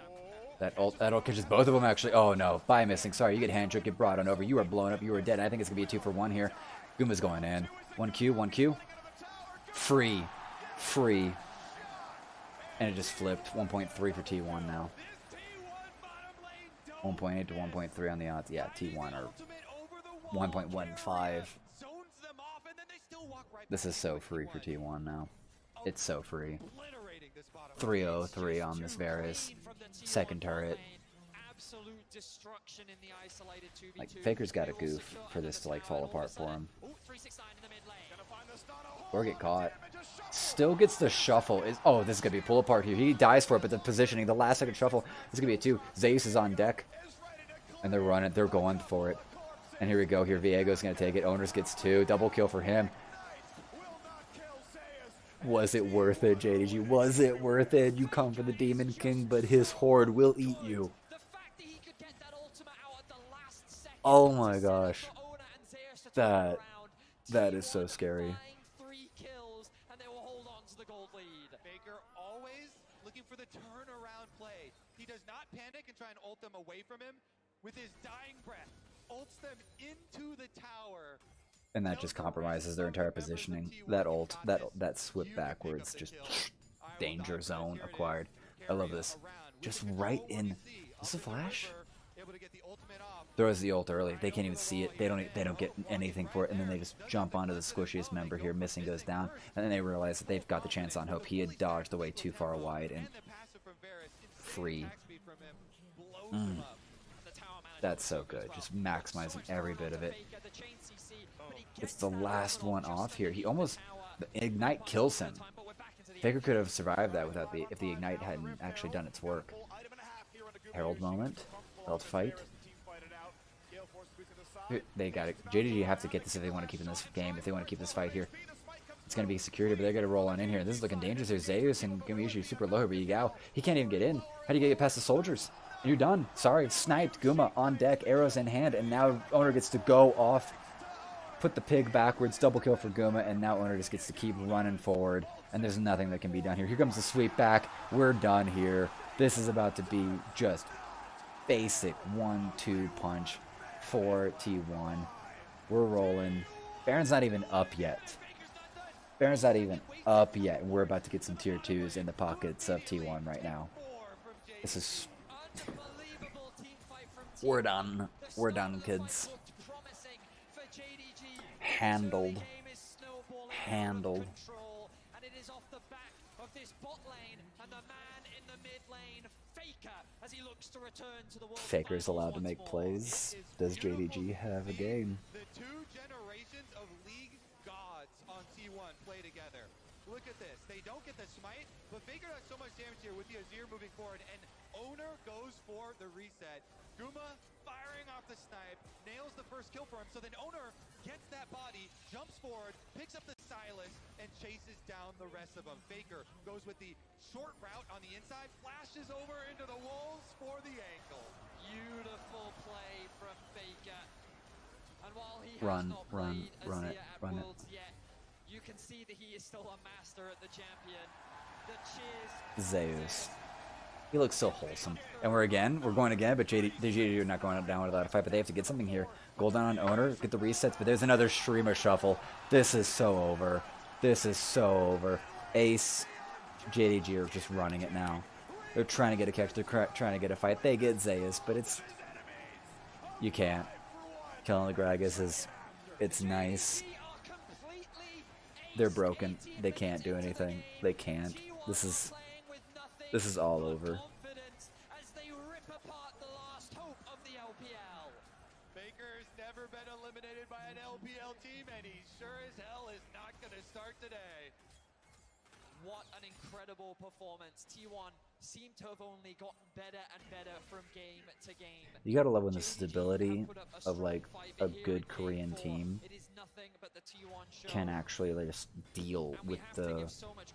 It's not what it used to be, but the aggression of an LPL team. He's fine here. Missing in 369 together can't actually do anything here. They can cause trouble. Yeah, Faker gets out. But look at the grab here. Zeus just go in to actually just cause trouble and isolate 369, and 369 is dead at the beginning of this. So that's actually fantastic. Like 369 is not thick enough for this yet, and this just a 3-man shuffle. Gosh. They're being flanked when they just shouldn't be. The focus on his face. He knows that this game is his. Caked. Oh, Owner's gotta get on out here, but JDG, they're trying to find something here. They're trying to get on Zeus and Owner, but they're oh boy. Oh no, that ult's gonna come through. Here comes the ult. It catches 3, and Zeus is still alive. He's still alive. He's not dead yet. Their entire goal is gone. These plays, JDG, sorry, you don't get to play this game right now. Oh my gosh. Oh my gosh.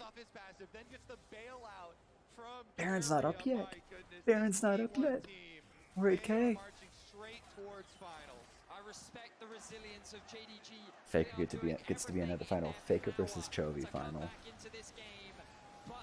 T1 are just too strong.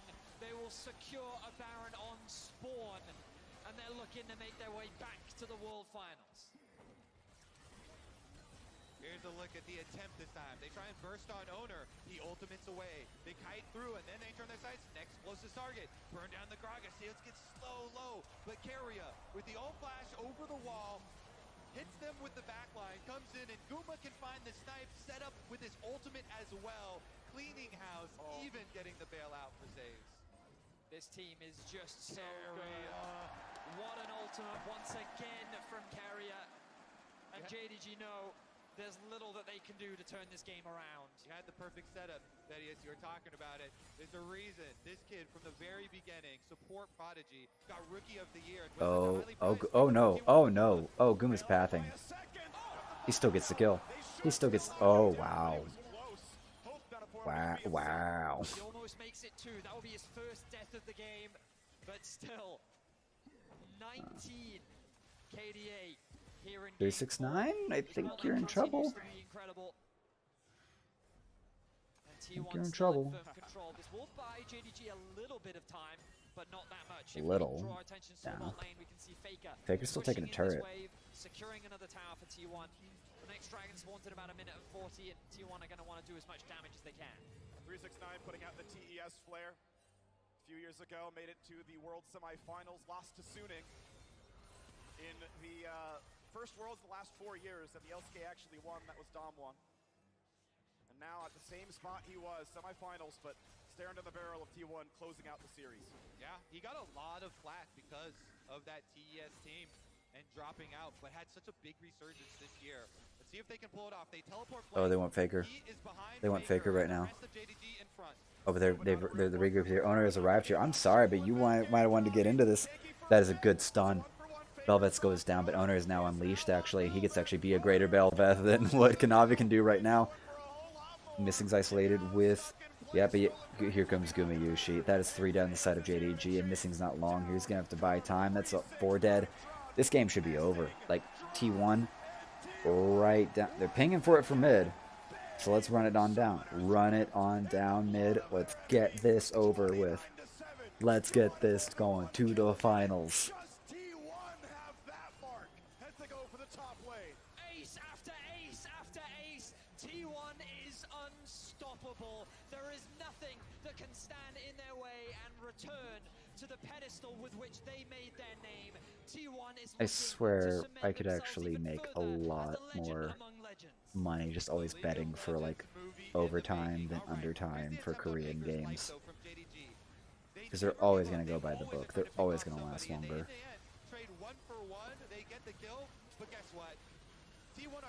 That snipe from Gumayushi is the tip and just knocking hope to nothing. Guma's never contested in any of this. He's untouched. They can't get to him. They can't.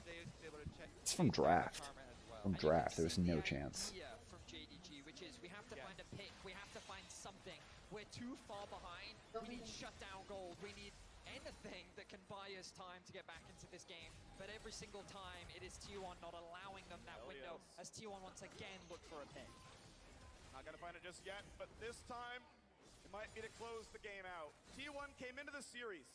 They had only won 1 game slower than 30 minutes. They were stomping hard and fast, and now 24 minutes in, just about closing the loop here, trying to find the backline access. Kanavi cannot get in. Gragas only sends them back out. JDG. Oh, here comes Faker. No, Faker's ready. He goes on and it goes golden. He's got the easy ticket. Now T1 can move forward with it. Sorry, Yagal's out. Yagal gets to watch from the sidelines as all this falls apart here. Ult out from Hope. This is going to be Tickles. Sorry, but Jin is not going to do the damage that's necessary for this. I don't know why you didn't pick the Aphelios, JDG, but you get to say sayonara to your season 2 worlds. T1 are in finals. They're in world finals. Faker back world finals for the first time in what, like 5 years.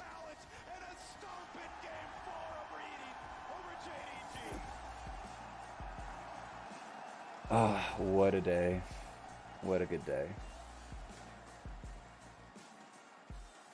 Night, y'all.